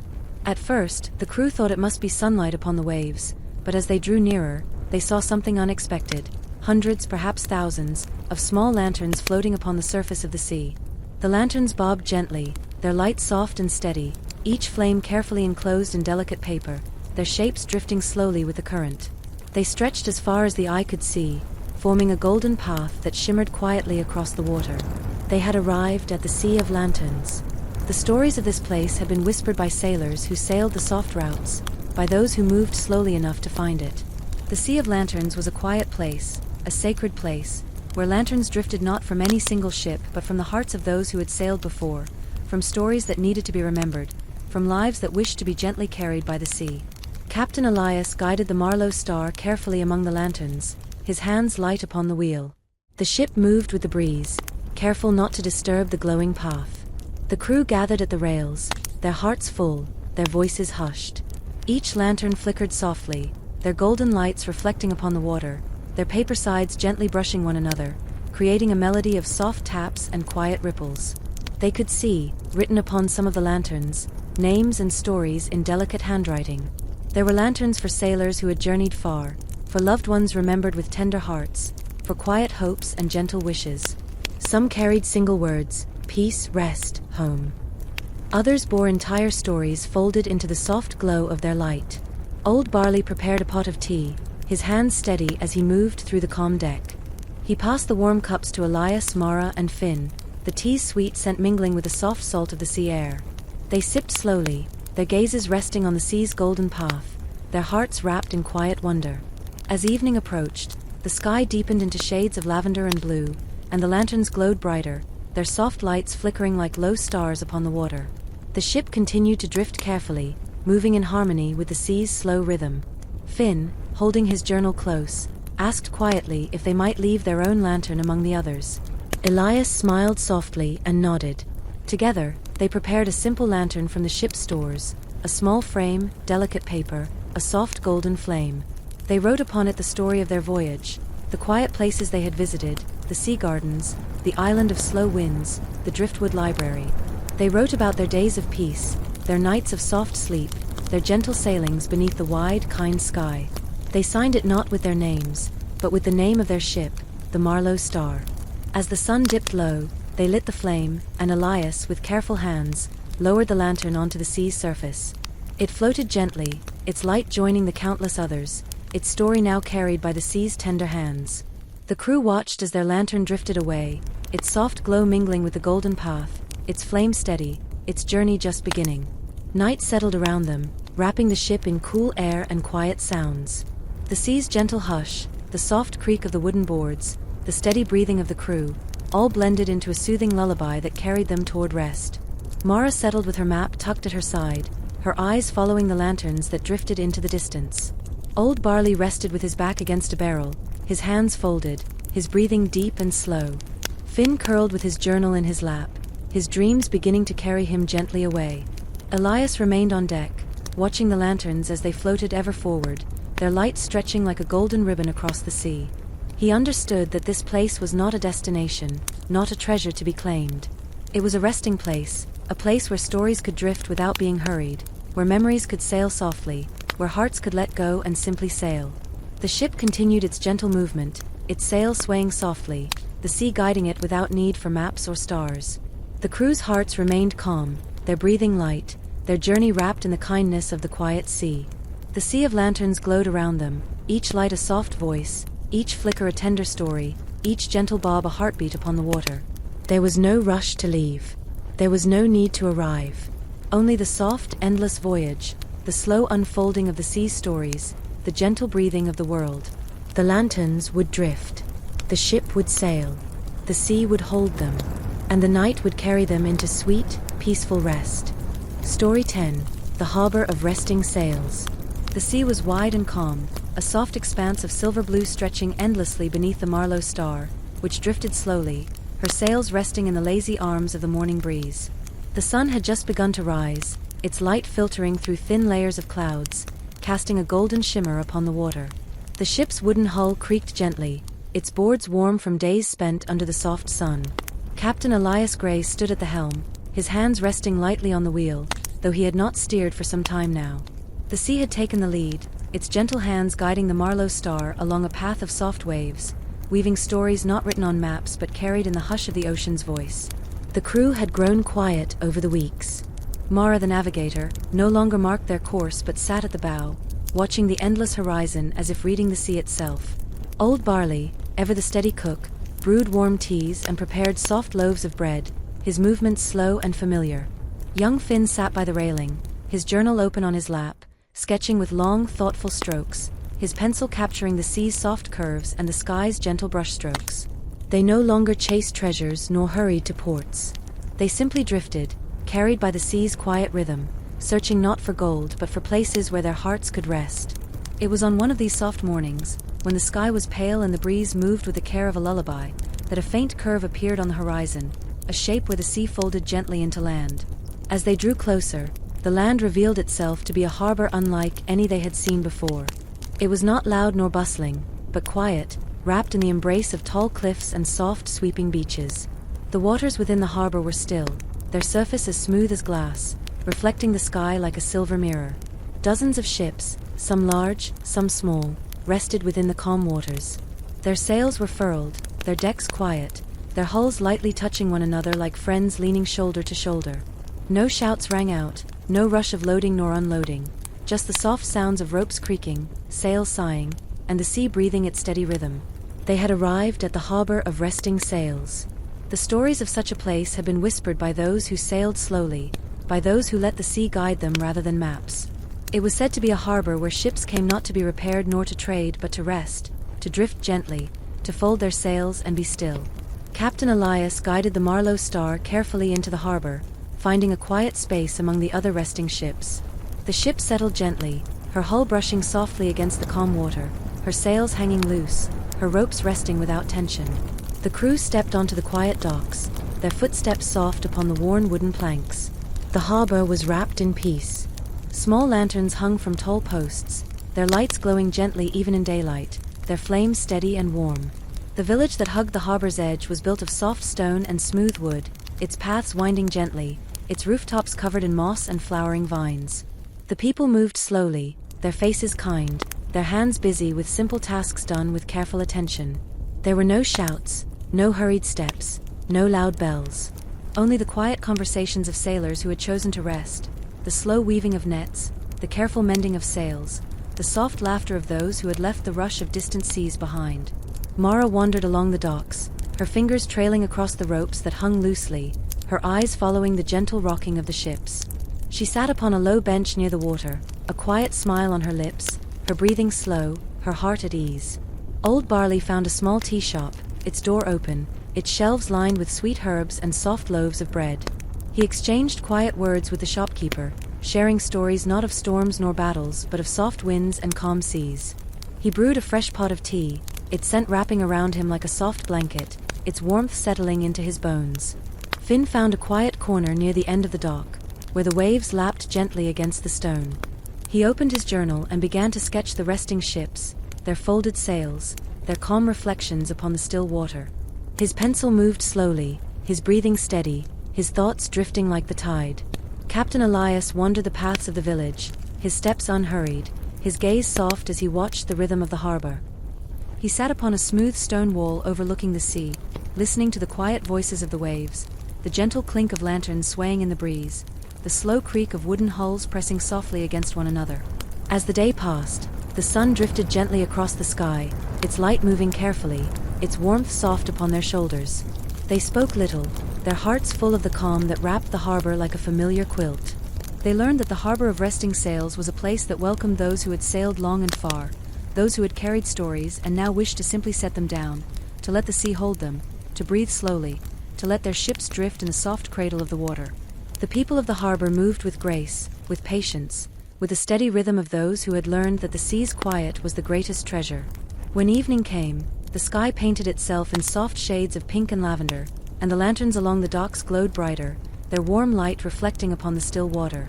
The crew of the Marlow Star gathered upon the deck, sharing a quiet meal, soft bread, warm tea, slices of fruit. They spoke in gentle voices, their stories unfolding like the careful turning of pages. Mara shared a memory of the sea garden's soft bells. Old Barley told of the island's slow winds and the tea he had brewed from its silver herbs. Finn read aloud from his journal, his voice steady, his words painting the pictures he had sketched. Captain Elias listened, his heart calm, his breathing deep. He understood now that their journey had not been about finding a single place, nor a single treasure. It had always been about moving gently, about resting when the sea allowed, about noticing the soft places where stories settled like morning mist. As night deepened, the stars appeared, one by one, their light soft and steady. The harbor glowed with quiet lanterns, their reflections dancing upon the smooth water, their flames flickering in time with the gentle breathing of the sea. The crew settled into sleep upon the ship's familiar deck. Mara curled with her maps tucked beneath her head, Old Barley rested with his hands folded across his chest, Finn drifted to sleep with his journal cradled in his arms. Elias remained awake a little longer, his eyes resting on the calm harbor, on the soft rocking of the ships, on the quiet flame of the lanterns. He felt the ship's slow breathing beneath him, the steady heartbeat of the sea surrounding him, the gentle pull of the world asking him to rest. And as he closed his eyes, the harbor of resting sails cradled them all, the ship, the crew, the stories they carried, the quiet journeys still waiting within them. There was no hurry. There was no need to arrive. Only the soft, endless voyage. Only the calm breathing of the sea. Only the resting sails, waiting patiently, forever wrapped in the tender hands of the ocean's quiet lullaby. Story 11. The Moonlit Tides. The sea was smooth, a soft, endless stretch of silver and blue that carried the Marlow Star gently beneath a sky wrapped in pale clouds. The ship moved slowly, guided by the softest breeze, its sails resting with just enough wind to keep her drifting forward.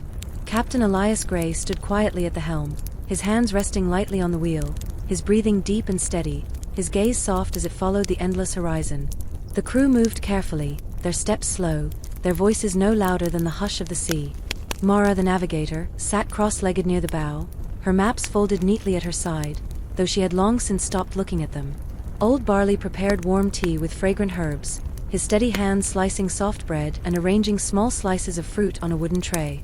Young Finn leaned against the railing, his journal open on his lap, his pencil gliding slowly across the paper as he sketched the gentle waves and the soft curve of the ship's sails.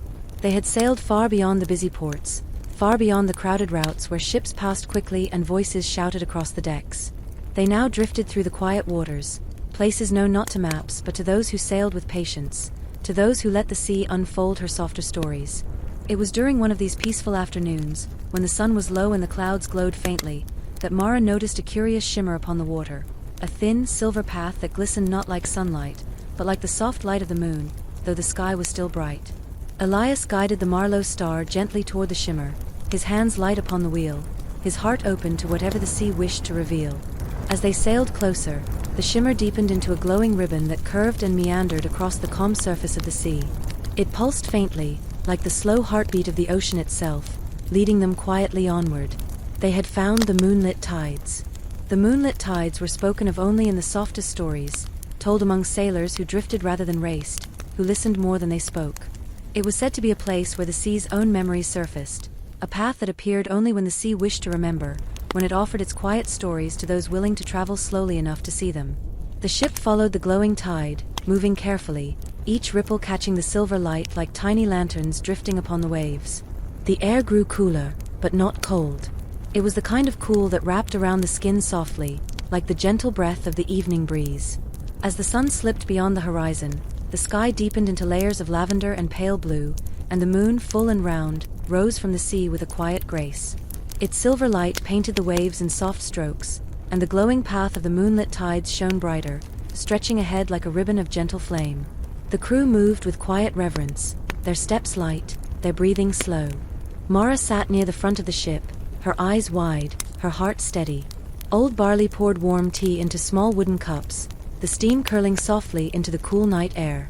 Finn sketched quickly now, eager to capture the way the moonlight danced upon the water, the way the ship seemed to sail not through waves, but through light itself. Elias stood calmly at the wheel, letting the sea guide them, trusting the gentle pull of the glowing tides. As the ship drifted deeper along the silver path, small lights began to appear upon the water, not lanterns, not stars reflected in the waves, but something else. They were soft orbs of light, like moonflowers blooming just beneath the surface, their glow faint, their movements slow and careful. The lights gathered gently around the ship, rising from the depths like quiet memories, like the sea's own dreams floating to the surface. They pulsed in time with the ship's slow rocking, their soft rhythm wrapping around the crew like the gentle lull of a cradle. The moonlit tides, they realized, were not merely a path to follow, but a space where the sea whispered its oldest, softest stories. Stories not told with words, but with light, with rhythm, with the quiet breathing of the waves. The crew settled onto the deck, their backs against the warm wood, their eyes turned toward the glowing waters. They watched as the soft lights drifted near, each one a story held gently in the sea's careful hands. One light shimmered, and within it appeared the faint image of a distant island, its tall grasses swaying in slow, steady movements, its sands untouched. Another light pulsed and showed the shape of an old ship, her sails resting, her hull cradled by calm seas, her crew asleep upon her deck. Old Barley smiled softly and whispered, "The sea is showing us her memories." Mara nodded, her eyes reflecting the silver light, her breathing calm, as she watched the quiet unfolding of the sea's dreams. Finn leaned closer to the water's edge, his journal resting on his knees, his pencil still, choosing instead to simply see, to simply be part of the moment. The moon hung low in the sky, its light steady, its gaze kind. The ship drifted slowly along the glowing path, each moment unfolding like the gentle turning of pages, like a story told without words. Elias let his hands fall from the wheel, trusting the sea to carry them, trusting the moonlit tides to guide them wherever they were meant to drift. The night deepened, the sky wrapped itself in layers of soft blue and silver, and the sea glowed beneath them, its lights pulsing, its memories rising and falling like the tide. The crew sipped warm tea, their hearts wrapped in the calm of the moment, their thoughts moving slowly, their bodies resting easily upon the familiar deck. They watched as more lights rose around them, each offering a glimpse of places the sea had known. Quiet coves, resting harbors, islands with soft sand and tall trees, ships long since gone but gently held within the sea's endless memory. The moonlit tides carried them softly, with no destination, with no map to follow, only the quiet trust that the sea would hold them, that the night would carry them, that the glowing path would unfold exactly as it should. They drifted through the night, their breathing slow, their hearts steady, their minds wrapped in the soft rhythm of the waves. There was no need to steer, no need to hurry. Only the soft, endless voyage. Only the moon's gentle light upon the sea. Only the quiet unfolding of stories held carefully by the ocean's tender hands. As sleep settled upon the crew, one by one, the ship continued to drift along the glowing path, the moonlit tides guiding them through the soft night, carrying their dreams alongside the sea's own. Elias, the last to close his eyes, remained still at the helm, his gaze resting on the silver waves, his heart full of the sea's quiet stories. The ship rocked gently, the sails sighed softly, the glowing lights of the moonlit tides pulsed around them like the calm heartbeat of the world. And as the night deepened, the ship, the sea, the crew, and the moon all rested together, their stories woven softly into the endless fabric of the ocean's memory. There was no hurry. There was no need to arrive. Only the soft, quiet sailing. Only the tender breathing of the sea. Only the gentle drifting along the moonlit tides. Story 12. The Garden Beneath the Waves. The sea was calm, its surface stretching like a sheet of silver silk beneath the Marlowe star as it drifted softly through the quiet morning. The sails barely caught the breeze, moving lazily, and the ropes swayed with a gentle creak, their slow rhythm blending with the soft hush of the waves. Captain Elias Gray stood at the helm, his breathing deep, his hands resting loosely on the wheel, though the ship no longer needed much guiding. The sea itself had become their map, their compass, their soft invitation to drift. The days had passed slowly since their journey through the moonlit tides. Now the ship moved without direction, following the softest suggestions of the wind and the tender pull of the ocean's own quiet wishes. The crew had settled into a peaceful rhythm, their hearts open to the sea's slow stories. Mara, the navigator, had folded her maps away for good, choosing instead to sit near the bow, watching the horizon with quiet wonder. Old Barley, with his ever-steady hands, prepared warm tea and soft bread, his work carrying the comforting scent of herbs and honey. Young Finn sat by the railing, his journal always open, his pencil gliding slowly, capturing the silver curve of the waves, the softness of the sky, the delicate shapes of drifting sea birds. The sky was pale that morning, brushed with soft grays and faint golds, the clouds stretching in long, smooth layers like threads of silk woven across the heavens. The sea moved with slow, patient breaths, the ship rising and falling in time with its gentle rhythm. It was Mara who first noticed the change beneath the surface, a faint shimmer, a subtle shifting of color, like soft green threads woven into the blue of the sea. She leaned over the railing, her eyes steady, her breath slowing as she followed the delicate shapes appearing beneath the calm waves. As they sailed forward, the water beneath them revealed itself to be not empty, but alive, a vast, gentle garden resting just below the surface. The garden beneath the waves.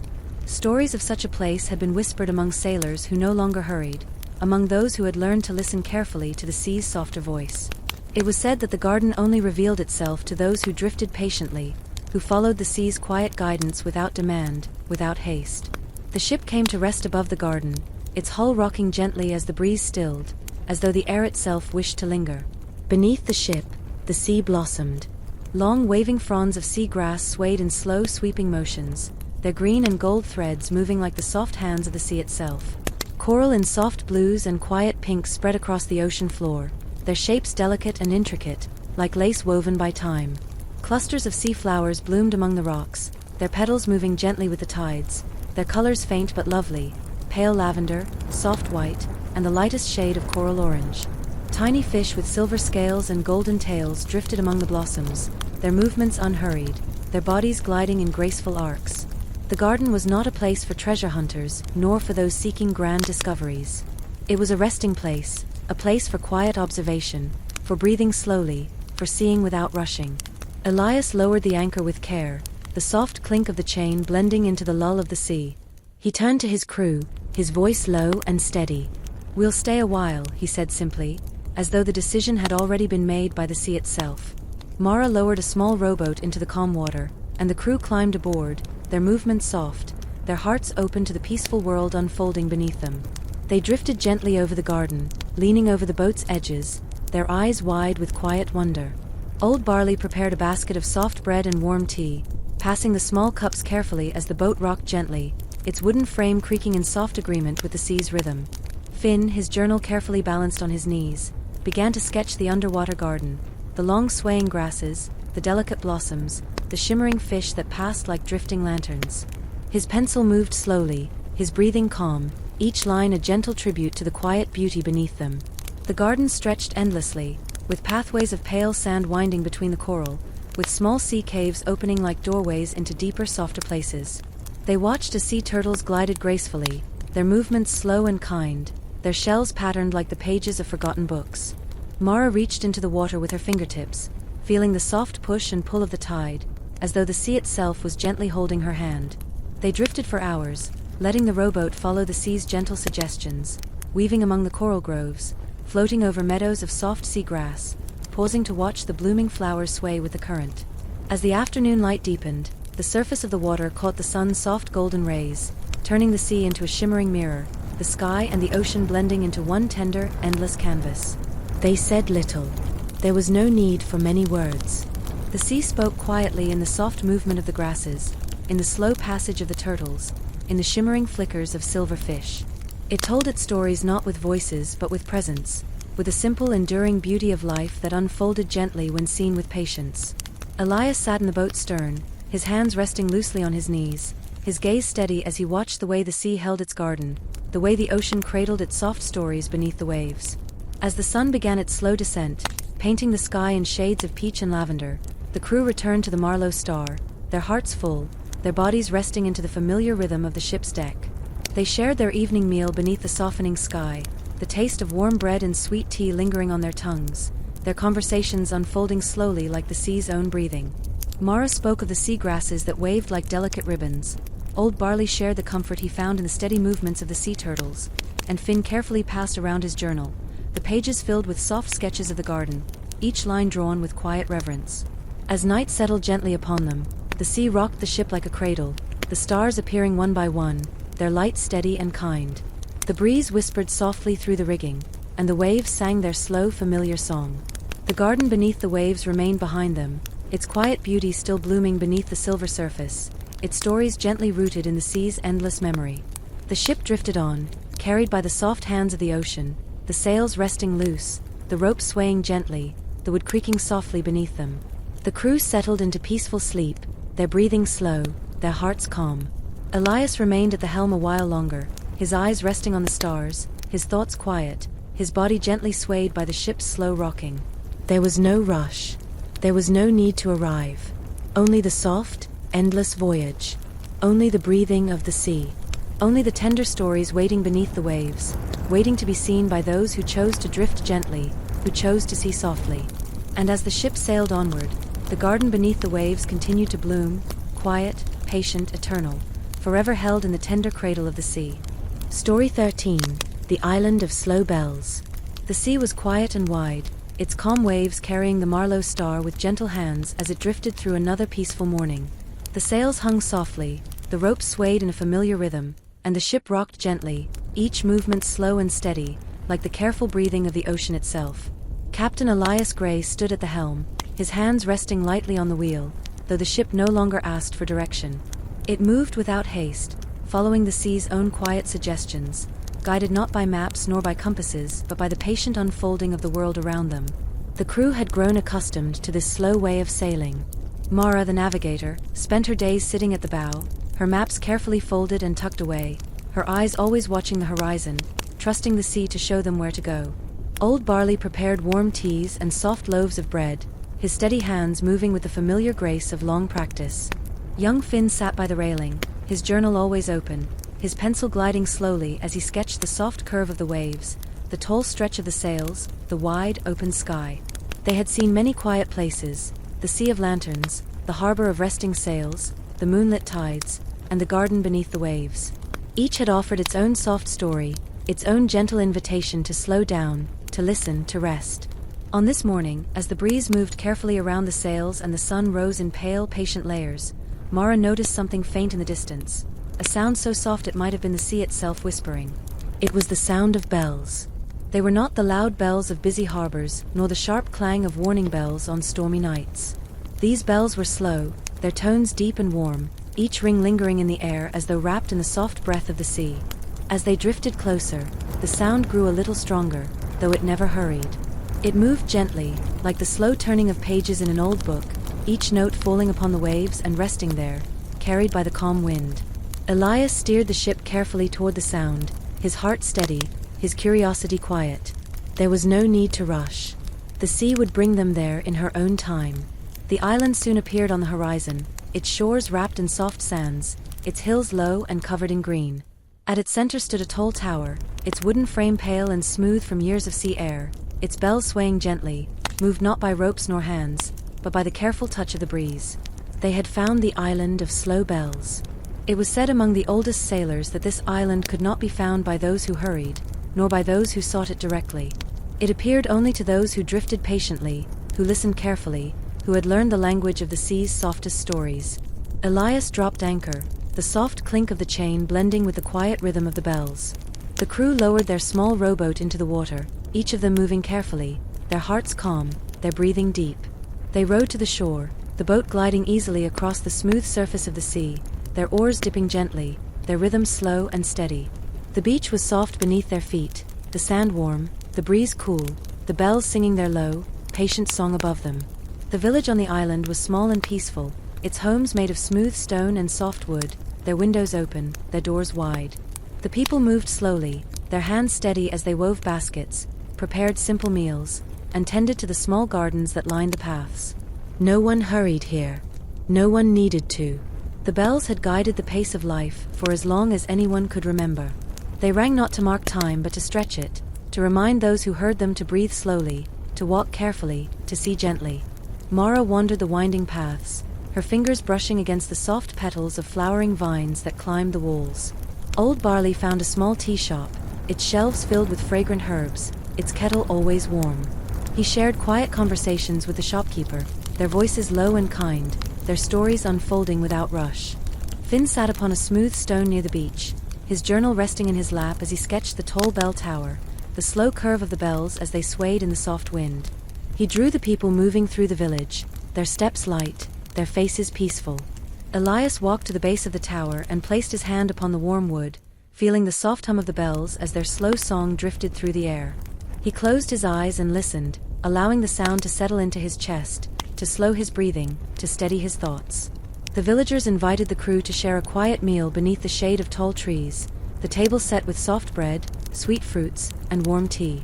They spoke of the sea, of the passing clouds, of the gentle rhythm of the days. They told stories not of battles nor storms, but of soft winds, of slow journeys, of the beauty found in lingering. As the sun lowered in the sky, the bells continued their song, their deep tones blending with the soft rustle of leaves, with the steady hush of the waves upon the shore. The villagers explained that the bells were never touched by hand, never pulled by rope. They rang only when the sea breeze wished to move them, when the island itself chose to speak. The bells, they said, helped those who came here remember how to rest, how to breathe, how to move gently through the world. The crew spent the evening walking along the quiet paths, their hearts light, their steps unhurried. They watched as the sky painted itself in soft shades of peach and lavender, as the first stars appeared, their light steady and kind. When night settled, they returned to the Marlow Star, their small boat gliding easily across the calm water, their breathing slow, their bodies at peace. They settled upon the deck, wrapped in soft blankets, sipping warm tea, listening to the faint sound of the bells drifting across the sea. Finn read softly from his journal, his voice slow, his words weaving the story of the island of slow bells. Mara rested her head upon her folded arms, her eyes closing, her breathing deepening. Old Barley leaned back against a barrel, his hands resting upon his chest, his face calm. Elias remained at the helm, his gaze steady upon the island, upon the tall tower, upon the slow, patient movement of the bells. There was no need to hurry. There was no need to chase. Only the soft, endless voyage. Only the breathing of the sea. Only the quiet music of the slow bells, their song wrapping around the ship, carrying the crew gently toward sleep. The ship rocked softly, the sails whispered, the sea cradled them in its careful hands.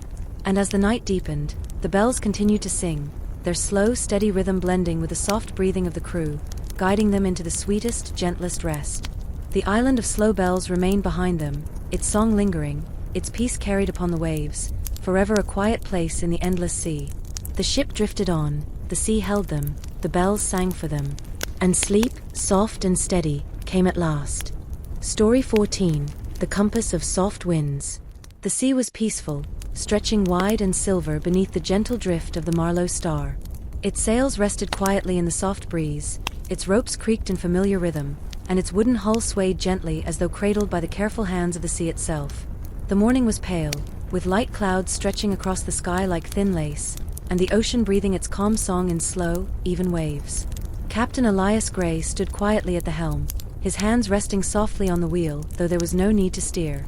The ship moved as it pleased now, following the soft instructions of the sea, guided by winds that arrived not with force but with patience. The crew had long since learned to trust these quiet journeys. Mara, the navigator, no longer charted their course but instead sat near the bow, her gaze always on the distant horizon. Old Barley prepared warm teas with sweet herbs and soft bread for their simple meals. Young Finn leaned over the railing, his journal open across his lap, his pencil gliding carefully as he sketched the sea's quiet shapes, the slow curve of the waves, the gentle folding of the sails, the soft clouds drifting overhead. They had passed through many quiet places, the harbor of resting sails, the moonlit tides, the garden beneath the waves, and the island of slow bells. Each place had offered them stories written not in words, but in the slow breathing of the sea. On this particular morning, the breeze brought with it a faint scent, one that Mara noticed first. It was the soft fragrance of lavender and salt, of something distant yet familiar. She sat up a little straighter, her eyes scanning the quiet horizon. "There's something waiting," she whispered, not with urgency, but with the careful knowing of someone who had listened to the sea long enough to trust its smallest signs. Elias gently adjusted the sails, allowing the soft wind to guide them further along its patient path. The ship drifted slowly, the sea moving around them like silk, carrying them toward a story the sea had chosen for them to hear. As the day stretched on, they came upon a small island unlike any they had seen before. Its shores were low and smooth, its sands pale, and at its center stood a tall stone pillar, weathered by time and softened by the sea air. Atop the pillar, carefully balanced and turning gently in the breeze, was a compass. But this was no ordinary compass. Its needle did not point north, nor did it follow the pull of the earth. It spun slowly, its pace as calm as the turning of the tides, following not the force of direction but the tender breath of the soft winds. They had found the compass of soft winds. Stories of such a compass had drifted quietly among the oldest sailors, whispered not in the busy ports but along the quiet edges of the world, where only those who sailed with patience could hear them. It was said that the compass pointed to places the heart needed most, places where the sea's softest stories waited. Elias dropped anchor with quiet hands, the chain settling gently into the sea, its sound blending with the low hush of the waves. The crew lowered their small rowboat, moving carefully, their hearts steady, their curiosity wrapped in peace. They reached the island and stepped onto its warm sands, the breeze circling them with the lightest touch, carrying the soft scent of lavender and distant salt. The compass atop the stone pillar turned slowly, its needle moving not with urgency, but with the grace of something that had all the time in the world. Mara reached out her hand and gently touched the edge of the compass. It was cool beneath her fingers, its surface smooth, its steady spinning unaffected by her touch. The island was quiet, its grasses moving softly in the breeze, its wildflowers blooming in small clusters of pale blue and soft purple. Old Barley found a smooth rock near the base of the pillar and prepared warm tea, its scent rising gently in the calm air. Finn sat cross-legged nearby, his journal resting on his knees as he began to sketch the compass, his pencil moving carefully, each stroke a quiet echo of the sea's story. The villagers who lived on the island approached with slow, welcoming steps. Their faces were calm, their voices soft as they greeted the crew and offered simple gifts, slices of sweet fruit, fragrant bundles of dried herbs, and cups of lavender tea. They explained, in their slow and steady way, that the compass had always been here, long before the village, long before the stories had begun. It was not meant to point the way to riches or to hurried destinations. It pointed to the next place of rest, to the next soft story, to the next quiet unfolding. The compass followed the winds that carried peace, that led those who listened carefully to the places where time moved gently, where breathing slowed, where the heart could be quiet.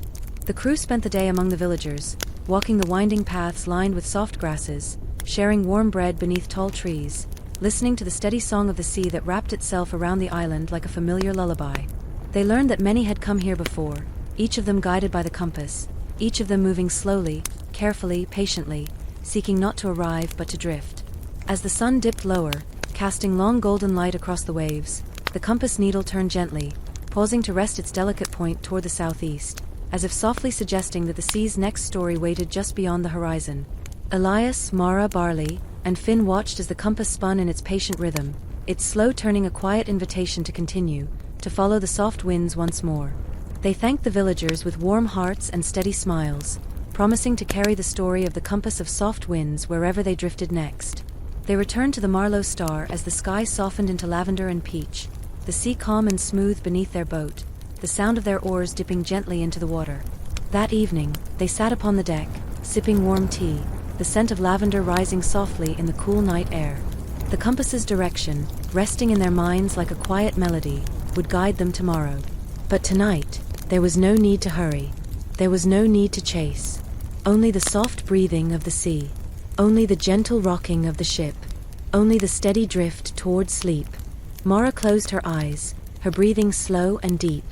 Old Barley rested his back against a wooden barrel, his hands folded comfortably across his chest. Finn's pencil slipped from his fingers as sleep settled upon him, his journal resting lightly against his knee. Elias remained awake a little longer, his gaze turned to the silvered sea, his heart full of the sea's soft stories, the quiet rhythm of the compass still turning in his thoughts. The sails moved gently in the breeze, the ropes swayed with their familiar creak, and the sea cradled the ship as it always did, with patient hands, with steady arms, with endless care. The ship would follow the soft winds when morning came. But for now, there was only the quiet night, the calm sea, and the soft drifting toward dreams. And somewhere upon the peaceful island they had left behind, the compass continued its slow, careful turning, forever guiding those who chose to sail gently, who chose to breathe slowly, who chose to trust the tender voice of the sea. Story 15. The Sea of Painted Sails. The sea stretched wide and calm beneath the Marlow star as it drifted steadily under a sky brushed with soft clouds. The sails, loose and resting, swayed gently in the breeze, their quiet creaks blending with the soft hush of the waves. The ship moved slowly, not bound for any hurried port nor racing against time, but instead guided by the careful hands of the sea and the slow breath of the soft winds. Captain Elias Gray stood quietly at the helm, his hands resting lightly on the wheel, his gaze settled on the endless horizon, calm and patient. The ship no longer needed charts, nor did it need the firm pull of a compass. It moved now where the sea wished to take it, trusting the slow unfolding of quiet stories. Mara, the navigator, sat cross-legged near the bow, her maps carefully folded away long ago. Old Barley prepared warm tea and soft bread in the ship's small galley, his steady hands filling the air with the comforting scent of honey and herbs. Young Finn leaned over the railing, his journal always open, his pencil moving slowly as he sketched the gentle curve of the sails, the slow dance of the sea birds overhead, and the soft, silvery rise and fall of the waves. They had visited many peaceful places, the harbor of resting sails, the moonlit tides, the garden beneath the waves, the island of slow bells, and most recently, the compass of soft winds. Each place had taught them something about quiet sailing, about breathing slowly, about listening carefully to the sea's patient voice. Now they followed the soft winds once more, moving gently across the water, their hearts open to the next story waiting quietly beyond the horizon. It was Mara who first noticed the change in the sky. The soft clouds ahead shimmered faintly, their edges touched with delicate colors, soft pinks, pale blues, gentle golds, as if someone had brushed them with a careful hand. As they drifted closer, the air filled with a faint, sweet scent, something between salt and wildflowers, something soft and warm and distant. The sea began to change beneath them, its silver-blue surface now touched with faint streaks of color, delicate lines of lavender and rose, gold and soft green, like threads of silk woven just beneath the waves. Elias guided the ship onward, his heart calm, his curiosity quiet. Soon, sails appeared upon the horizon, but these were not ordinary sails. They were painted in soft, flowing patterns, their colors gentle, their designs moving with the breeze as though alive. Some were brushed with pale florals, others with long trailing lines like seaweed drifting in the current, and some glowed faintly in the sunlight, their patterns shifting like the ripples upon the sea. They had found the Sea of Painted Sails. It was a place spoken of only in quiet corners of the most peaceful ports, a place that could not be found by maps nor by compass, but only by those who drifted slowly, who listened carefully, who allowed the sea to guide them with her soft hands. The ships that sailed here moved with unhurried grace, their sails catching the gentle breeze, their hulls gliding easily across the calm water. Each ship bore its own painted story, its own quiet tale, not spoken with words but brushed into the fabric of their sails. Elias lowered the anchor carefully, the chain slipping softly into the sea, its sound blending with the low hush of the waves. The crew lowered their small rowboat into the water and moved carefully among the painted ships, their hearts steady, their breathing slow. The ship's crews waved to them in gentle greeting, their voices low and kind, their faces peaceful. They welcomed the Marlow star as though they had always been waiting for her, as though she belonged among them. Mara marveled at the sails, her fingers brushing gently across the soft fabric, feeling the faint texture of the paint, the careful strokes left by hands that painted not for speed but for memory. Old Barley shared warm tea with the sailors from the painted ships, exchanging stories that unfolded like the soft waves, slow, steady, patient. They spoke not of battles nor treasure hunts, but of slow voyages, of peaceful skies, of quiet harbors found only by those who sailed with calm hearts. Finn sketched the sails carefully, his pencil tracing the flowing patterns, the soft brushwork, the way the colors moved like sunlight across the water. He filled page after page of his journal, each drawing a gentle tribute to the beauty that surrounded them. One ship bore sails painted with winding vines and blooming sea flowers, their colors soft and warm, their petals opening slowly as the breeze passed through them. Another ship's sails shimmered like moonlight, their patterns shifting with each small gust of wind, telling stories that only those who watched carefully could follow. The people who sailed these ships explained, in soft voices, that the sails were not simply decorations, they were memories. Each brushstroke held a moment, each color a place, each line a story that had drifted slowly across the sea.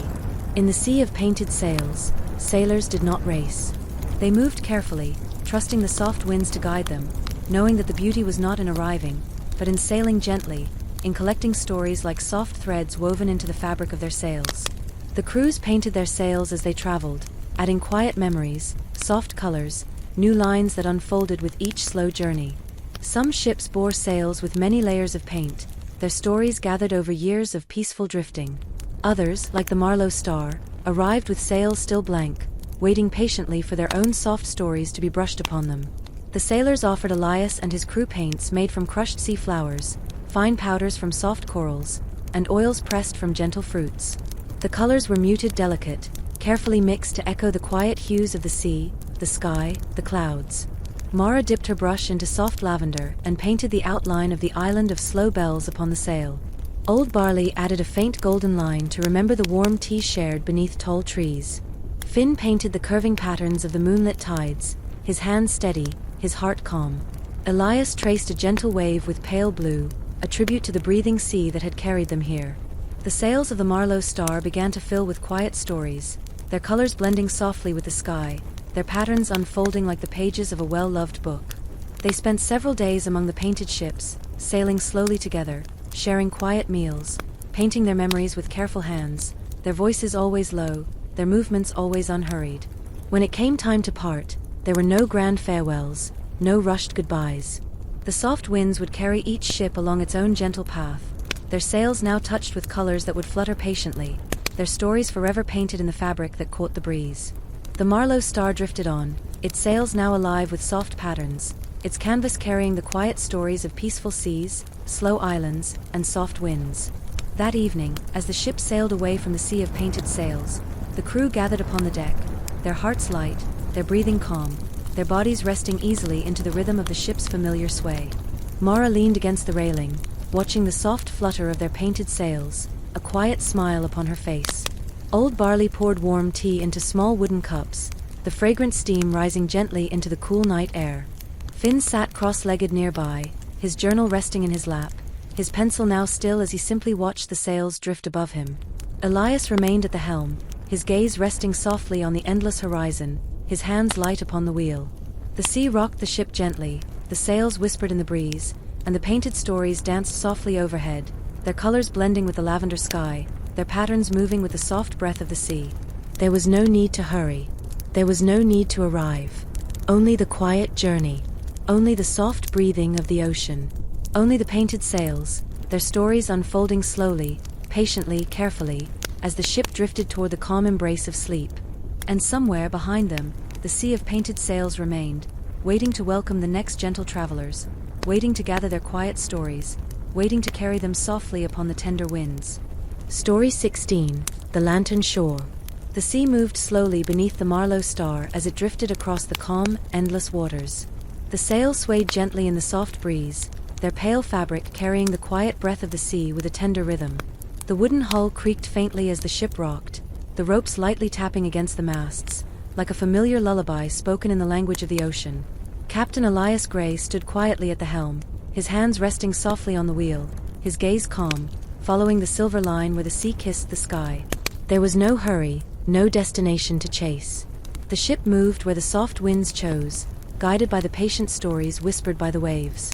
Mara, the navigator, had long put away her maps, trusting the sea's gentle suggestions. She sat near the bow, her gaze steady on the horizon. Old Barley, with his careful hands, brewed warm tea in the galley, the soothing scent of herbs and honey filling the air. Young Finn leaned against the railing, his journal open on his knees, his pencil gliding slowly as he captured the soft shapes of drifting clouds, the ripple of distant waves, and the gentle curve of the ship's sails. They had sailed through many quiet places, the moonlit tides, the garden beneath the waves, the island of slow bells, the sea of painted sails. Each had left a story not hurried nor loud, but soft and steady, woven into the sails, carried gently in their hearts. On this particular morning, as the sky stretched in pale lavender above them, Mara noticed a faint glow upon the distant horizon. It was not the bold light of the sun nor the sharp spark of fire. It was something softer, something warm, a light that flickered patiently, waiting. She said nothing at first, only watched as the soft glow grew a little brighter, its shape beginning to rise like small lanterns resting upon the edge of the world. Elias adjusted the sails with a gentle touch, allowing the breeze to guide them toward the quiet light. As they drew closer, they could see the shore, low and wide, with smooth stones polished by the careful hands of the sea. Upon the shore, countless lanterns flickered in the soft wind, their golden light dancing slowly, each flame held within delicate glass, each one carefully placed along the winding paths that stretched across the beach. They had arrived at the lantern shore. It was a place spoken of in the softest stories, shared in quiet whispers by sailors who had long since forgotten the need to rush. It was said that the lantern shore could only be found by those who moved with patience, who trusted the soft rhythm of the sea, who listened to the slow breathing of the waves. Elias lowered the anchor, the soft clink of the chains settling into the water like a familiar sigh. The crew lowered their small rowboat, their movements easy and unhurried as they drifted toward the softly glowing shore. The air smelled of salt and sweet herbs, and the breeze carried with it the faintest sound of bells, tiny chimes that rang softly with each passing breath of wind. The lanterns lined the paths that wove among smooth stones and soft grasses, their warm light guiding the crew with a gentle invitation. The villagers who tended the lanterns moved slowly, their faces calm, their hands steady as they cleaned the glass and trimmed the wicks, ensuring each flame burned low and kind. They welcomed the crew with soft smiles and quiet words, offering warm cups of tea and sweet bread infused with delicate herbs. They explained that the lantern shore was a place where stories were kept, not in books nor in songs, but within the flames themselves. Each lantern, they said, held a story that had been set free upon the sea by those who sailed with calm hearts. When the wind carried these stories, the lanterns would capture them, their glass softly glowing as the story settled within the light. Some lanterns burned with the faintest golden hue, their stories light and peaceful. Others glowed in pale blue, holding quiet memories of gentle seas and slow journeys. A few flickered in soft lavender, their stories wrapped in the scent of distant flowers and the hush of the evening tide. Mara wandered among the lanterns, her fingers brushing against their smooth glass, feeling the soft warmth of their stories resting inside. Old Barley sat near a cluster of lanterns glowing in gentle gold, sharing tea with a lantern keeper who had tended the flames for many years, their conversation unfolding slowly like the steady breath of the sea. Finn sketched the lanterns with careful hands, his pencil moving quietly, his lines soft and deliberate as he captured the gentle way the light moved within the glass, the slow flicker of each story as it glowed upon the shore. The villagers explained that sailors who wished to leave their stories behind could light a lantern and send it drifting upon the sea, trusting the soft winds to carry it to the lantern shore. Here the story would remain, held safely within the flame, gently tended by careful hands. The crew was invited to leave their own stories among the lanterns. Elias lit a small flame and whispered a memory of the moonlit tides into the soft light, the story settling quietly within the glass. Mara lit another, her story of the island of slow bells flickering gently as she placed the lantern among the others. Old Barley's story was of shared tea beneath the painted sails, his lantern glowing with a warm, honeyed light. Finn, his voice soft and steady, told the story of the garden beneath the waves, his lantern flickering in pale blue as he nestled it among the stones. The villagers promised to tend their lanterns carefully, to keep their flames steady, to let their stories rest gently upon the shore. As the evening deepened, the lanterns glowed softly all around them, their light steady and calm, their stories breathing in quiet harmony with the sea. The crew returned to the Marlow Star, their small boat gliding easily across the still water, the glow of the lanterns resting behind them like a gentle constellation upon the shore. That night, they gathered upon the deck, wrapped in warm blankets, sipping tea, their breathing slow and deep as the ship rocked gently in the cradle of the sea. Mara closed her eyes, the memory of the lanterns soft upon her mind. Old Barley leaned comfortably against a barrel, his cup resting lightly in his hand. Finn's pencil slipped from his fingers as sleep settled upon him, his journal resting quietly upon his lap. Elias remained at the helm, his gaze steady upon the distant lanterns, their soft glow still visible upon the horizon, their quiet stories resting safely upon the shore. The sails moved gently in the soft breeze, the ropes swayed with familiar creaks, and the sea held the ship in its patient arms. There was no need to rush. There was no need to arrive. Only the gentle journey. Only the soft breathing of the ocean. Only the quiet stories drifting among the lanterns, their flames steady, their light carrying the peaceful songs of the sea. The ship drifted on, the soft winds guiding them further into the calm night, the lantern's glow slowly fading as sleep wrapped itself around the crew like the warmest sail. And somewhere, along the quiet shore they had left behind, the lanterns continued to flicker, their stories resting within the tender glass, forever held by the steady hands of the sea. Story 17. The Sea of Whispering Stars. The sea was quiet, its wide silver surface stretching endlessly beneath the Marlowe star as it drifted gently along the patient breeze. The sails hung softly, catching the faintest breath of wind, swaying in calm rhythm, as though cradled by the hands of the sea herself. The ship glided not toward a place, but simply with the soft pull of the ocean's quiet stories. Captain Elias Gray stood at the helm, his hands light on the wheel, his gaze soft upon the distant horizon. The ship no longer followed maps, nor did it rush to meet destinations. It sailed where the sea wished, where the soft winds led, trusting the gentle unfolding of each peaceful day. Mara the navigator sat cross-legged near the bow, her maps tucked away, her eyes always watching the sea's quiet curve. Old Barley brewed his familiar warm teas, the soft scent of honey and herbs rising in the calm morning air. Young Finn leaned over the railing, his journal resting on his knees, his pencil moving slowly as he traced the lines of the ship's sails, the soft rise of the waves, and the distant shimmer of the sky. They had wandered through many soft places, the harbor of resting sails, the moonlit tides, the garden beneath the waves, the island of slow bells, the sea of painted sails, and the lantern shore. Each one had whispered a story that the sea had carefully wrapped around them, each one a quiet reminder to breathe slowly, to drift gently, to trust the patient rhythm of the ocean. On this calm evening, as the ship moved steadily with the soft winds, the sky above began to change. Finn was the first to notice. The stars appeared not in their usual scattered patterns, but in slow, winding ribbons, their light stretching across the sky in soft, shimmering trails. The stars blinked gently, as though breathing in time with the sea's quiet sway. Mara leaned forward, her voice a soft whisper. The Sea of Whispering Stars. Elias nodded, his heart steady. He had heard the stories, the ones told in quiet corners of resting harbors, where sailors who moved without hurry shared tales of skies that whispered, of stars that spoke in soft light. The ship drifted on, the sea calm beneath them, the stars glowing in careful patterns above. As the night deepened, the stars seemed to grow brighter, their shimmer reflected upon the gentle waves, their soft glow surrounding the ship as though the sea had gathered them into her careful hands. A faint sound rose on the breeze. It was not the sharp cry of gulls, nor the bold call of distant sailors. It was something softer, a whisper that seemed to hum just beneath the breath of the wind. The sound curled around the sails, around the ropes, around the crew, as though the stars themselves were speaking in a language only the quiet sea could carry.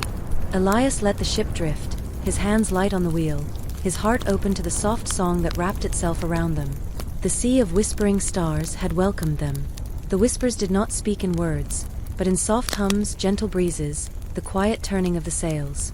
They filled the air with a rhythm that was not meant to be understood by hurried minds, but rather by hearts that moved slowly, that breathed deeply, that listened carefully. The crew moved quietly across the deck, their footsteps light, their hearts wrapped in the calm wonder of the soft night. Mara leaned against the railing, her gaze tracing the shimmering ribbons of starlight, her breathing slow, her thoughts steady. Old Barley poured warm tea into small wooden cups, the soft clink of the cups a gentle note in the sea's patient song. He shared the tea with the crew, their quiet sips blending with the soft hum of the whispers. Finn sat cross-legged upon the deck, his journal resting on his lap, his pencil now still as he simply watched the stars drift above him, their light folding into the silver of the sea. As the ship glided further, the whispers grew a little clearer, their soft rhythm now brushing against the edges of memory, as though the stars carried stories not of grand adventures or loud battles, but of the simple, quiet moments, the creak of a rope, the warmth of shared tea, the slow unfolding of the horizon. The villagers who had once spoken of the Sea of Whispering Stars said that the stars remembered. They remembered every soft story that the sea had carried, every gentle voyage, every slow breath of those who had drifted with patient hearts. The stars whispered these stories back to those who listened, their light a soft echo, their hum a careful reminder that the smallest moments were worth holding. Elias watched the sky, the slow trails of light folding across one another, their glow steady and kind. There was no need to chase the meaning of the whispers. There was only the listening, only the breathing, only the drifting. The ship continued to move among the soft ribbons of starlight, the sea calm beneath them, the sails catching the faintest breaths of wind. Mara's eyelids grew heavy, her body resting comfortably against the railing, her breathing steady, the soft hum of the stars wrapping around her like a warm blanket. Old Barley leaned back against a wooden barrel, his cup resting loosely in his hand, his face peaceful as his eyes gently closed. Finn's pencil slipped from his fingers, his journal still open, the pages filled with soft sketches of the stars, the sea, and the quiet stories they had gathered. Elias remained at the helm, his gaze resting softly upon the endless sky, the whispers folding around him like the soft rocking of the sea. The stars shimmered overhead, their glow steady, their stories quiet. The ship drifted onward, wrapped in the soft breathing of the ocean, cradled by the patient arms of the sea. There was no need to arrive. There was no need to search. Only the quiet journey. Only the soft stories whispered by the stars. Only the calm folding of the night around them, steady as the sea, soft as the sails, gentle as sleep. And somewhere upon the quiet waves, the sea of whispering stars remained, waiting to share its soft stories with those who drifted with calm hearts, those who trusted the gentle unfolding of the sea, those who chose to listen. The ship rocked softly. The sails swayed gently. The sea breathed patiently. And the whispers, slow and steady, carried them all into peaceful sleep. Story 18. The Cloud Garden. The sea stretched quietly beneath the Marlow star as it drifted, soft and steady, across the silver waters. The ship's sails fluttered gently in the calm breeze, their fabric swaying like the slow breathing of a dream. The ropes creaked softly, a familiar sound that blended perfectly with the hush of the ocean's patient waves. Captain Elias Gray stood at the helm, his hands resting lightly on the wheel, his gaze following the calm curve of the horizon. The ship no longer searched for distant ports or hurried adventures. It moved with the soft winds, guided by the peaceful rhythm of the sea. Mara, the navigator, sat near the bow, her maps folded away long ago, her eyes calmly watching the sky. Old Barley brewed his steady cups of warm tea in the galley, filling the air with the soft scent of sweet herbs and honey. Young Finn sat near the rail, his journal open on his lap, his pencil gliding slowly as he sketched the gentle sway of the sails, the quiet shapes of the clouds, and the smooth ripple of the water. They had traveled through many soft places, the moonlit tides, the garden beneath the waves, the island of slow bells, the sea of painted sails, the lantern shore, and the sea of whispering stars. Each place had wrapped its story carefully around them, like a blanket woven from the sea's own breath. On this particular morning, the sky above seemed lighter than usual, as though the air itself was holding something delicate, something just out of reach. It was Mara who first noticed the soft shift in the clouds. She watched as they gathered not in the usual scattered shapes, but in slow curling trails, like pathways carefully drawn across the sky. The clouds seemed to rest lower, their edges brushed in soft gold, their bodies glowing with the gentle light of the morning sun. "There's something waiting up there," she whispered softly, not with urgency but with the calm curiosity of someone who had long trusted the sea's quiet invitations. Elias adjusted the sails with a light touch, allowing the breeze to guide them, letting the ship drift toward whatever story the sky wished to offer.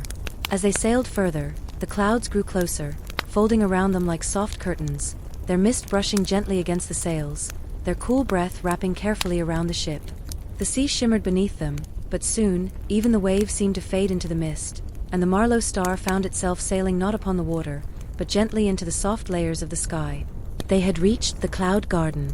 It was a place sailors spoke of only in the quietest moments, when the sea was calm and the stars were steady.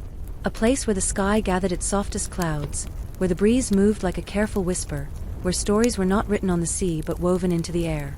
The ship moved gently along a path of mist, its hull gliding smoothly as though cradled by the hands of the sky itself.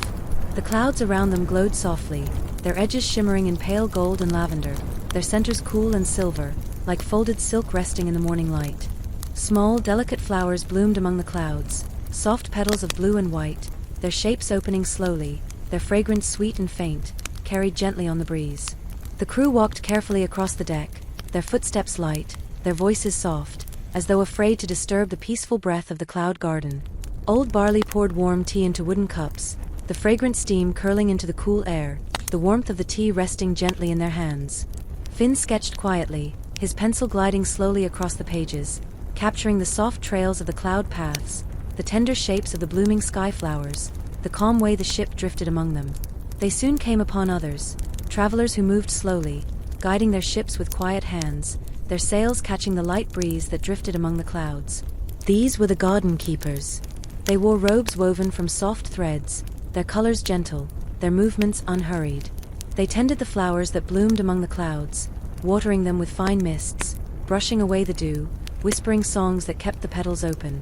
The garden keepers welcomed Elias and his crew with soft smiles and peaceful gestures, offering small cups of sweet nectar gathered from the sky flowers. They explained, in voices as light as the breeze, that the cloud garden was a place where stories of calm hearts and quiet journeys came to rest. The flowers bloomed from these stories, their colors reflecting the softness of each tale, their petals holding the memory of peaceful voyages. The flowers were not planted, they appeared when a quiet story had found its place in the world, when a traveler had sailed with patience, when a ship had trusted the soft winds. The garden keepers gently invited Elias and his crew to tend to the flowers, to walk among the clouds, to listen to the faint songs that drifted through the mist. Mara wandered among the blossoms, her fingers brushing the cool petals, her breathing slow and steady. Old Barley shared tea with the garden keepers, their quiet conversations unfolding like the slow opening of the flowers. Finn sketched carefully, filling his journal with soft shapes, his lines gentle as he captured the tender way the petals curved, the way the mist folded softly around the ship. Elias stood at the edge of the deck, his gaze resting upon the endless trail of clouds, his heart calm as he listened to the soft hum of the sky. The garden keepers explained that those who wished to leave their stories could do so by planting a single memory among the clouds.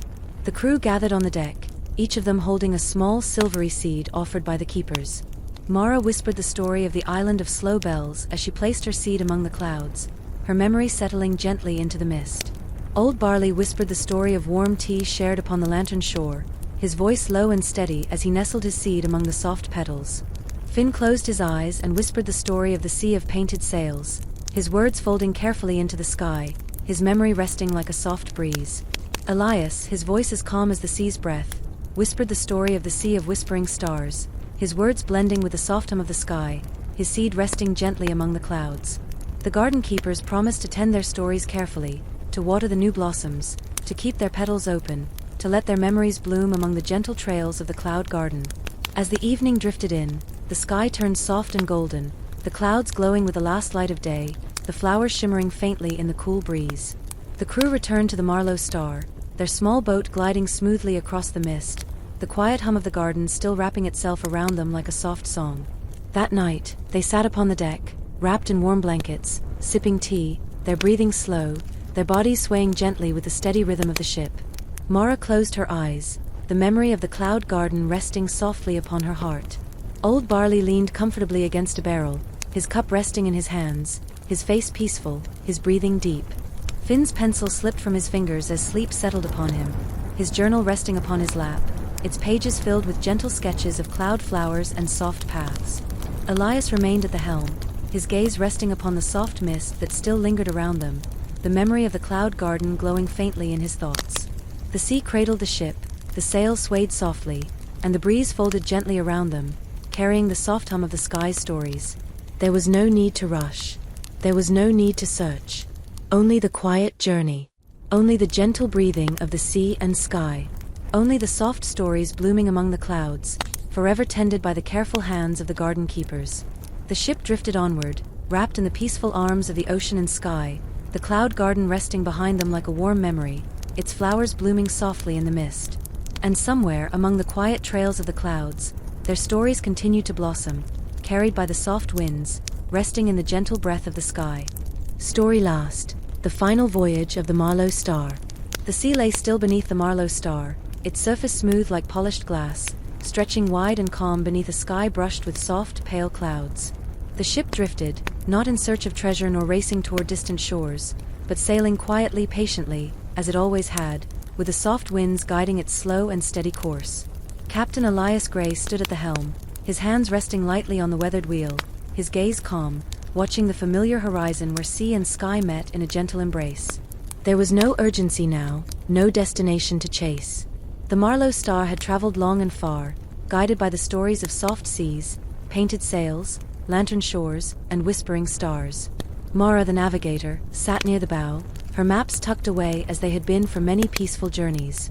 She no longer searched for directions. She trusted the sea's quiet hands, the sky's patient breath. Old Barley prepared his warm teas in the galley, the sweet scent of honey and soft herbs filling the ship's air with familiar comfort. Young Finn sat cross-legged near the rail, his journal open on his lap, his pencil moving slowly as he traced the peaceful lines of the sails and the smooth ripple of the water.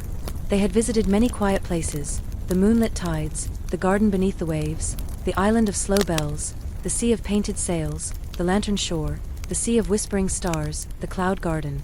Each had offered stories that folded around them like soft blankets, stories that did not rush, that did not shout, but breathed gently with the slow rhythm of the sea. Now, as the ship drifted onward beneath a sky brushed in soft lavender, Elias felt a new presence in the air, not hurried, not heavy, but warm, like the quiet turning of a final page. It was Finn who first noticed the shimmer in the distance, a faint golden light that danced upon the calm sea like the soft reflection of a lantern. Mara watched it too, her eyes steady, her breathing slow. The ship drifted closer, moving gently with the breeze. Soon the golden light revealed itself, a wide, calm bay lined with smooth stones, where countless small boats rested quietly, their sails lowered, their hulls gently rocking with the soft rhythm of the tide. On the shore stood tall trees with silver leaves, their branches swaying softly in the breeze, their trunks wrapped in long trailing vines of pale flowers. The air smelled sweet and warm, like honey stirred into tea. This was the Bay of Rest. It was a place spoken of only in the softest stories, a place that could not be found by maps, nor by the pull of a compass, but only by those who sailed long enough, who listened carefully to the sea's quiet whispers, who traveled not in haste but in peace. Elias lowered the anchor gently, the chain slipping into the calm water with a soft clink. The crew stepped into the small rowboat, their movements slow, their hearts steady, as they made their way toward the shore. The people who gathered there were quiet and kind, their faces calm, their hands steady. They welcomed the crew of the Marlow Star with soft smiles and warm tea. They spoke gently, their voices like the hush of evening waves. The Bay of Rest, they explained, was a place for ships whose stories had been told, whose sails had carried soft memories, whose journeys had followed the patient paths of the sea. It was not an ending but a resting place, where sails could finally fold, where decks could finally quiet, where travelers could simply breathe. Elias and his crew wandered among the silver trees, their footsteps soft upon the smooth stones. Mara's fingers traced the delicate vines, her heart calm, her breathing slow. Old Barley shared tea with the quiet villagers, their cups warm in their hands, their conversations unfolding like the slow curling of mist. Finn sat beneath a wide tree, his journal resting on his lap, his pencil now still as he simply watched the soft sway of the sails upon the shore. The villagers invited them to stay as long as they wished, to rest among the trees, to share their stories by the soft light of the lanterns that lined the shore. There was no need to leave. There was no need to hurry. The ship too would rest here, its sails lowered, its ropes untied, its hull gently rocking in the calm water, its story settled among the peaceful voices of the bay. That evening, as the sky deepened into soft gold, the crew sat together beneath the silver trees, sipping warm tea, their hearts wrapped in quiet. Mara closed her eyes, remembering the cloud garden, the sea of whispering stars, the lantern shore, each soft place folding carefully into her thoughts. Old Barley leaned back against the smooth trunk of a tree, his breathing slow, his face peaceful, his cup resting lightly in his hands. Finn's journal slipped from his lap, its pages filled with gentle sketches, his pencil resting quietly upon the grass. Elias remained awake, his gaze resting softly on the calm sea, the familiar curve of the Marlow Star resting quietly among the other ships, her sails folded, her journey gently complete. The sea breathed softly, the waves moving in calm rhythm, the sails upon the shore swaying like the slow rocking of a cradle. The villagers lit lanterns along the beach, their soft glow dancing upon the water, their light steady and kind. There was no need for more voyages. There was no need for more maps. The stories had been gathered. The sails had been painted. The lanterns had been lit. The clouds had been tended. The whispers had been heard. The Marlow Star had sailed her gentle path, and now she would rest. As night wrapped itself around the bay, the silver trees swayed softly, their leaves brushing against one another with the faintest song, a lullaby carried on the breeze. Elias closed his eyes, his breathing deep, his heart calm, the weight of many soft stories settling quietly upon him. The ship rocked gently in the cradle of the bay. The sails folded softly. The sea hummed quietly. The breeze whispered kindly. The journey had come to rest. And somewhere, in the calm memory of the sea, the stories of the Marlowe star would drift forever, carried by the soft winds, resting in the gentle arms of the ocean. There was no ending, only the soft folding of the sails, only the quiet breath of the sea, only the peaceful sleep that comes when the last story has been told. And so the ship drifted into calm rest, her story safe, her sails at peace, as the soft waves carried her gently toward the quiet embrace of sleep.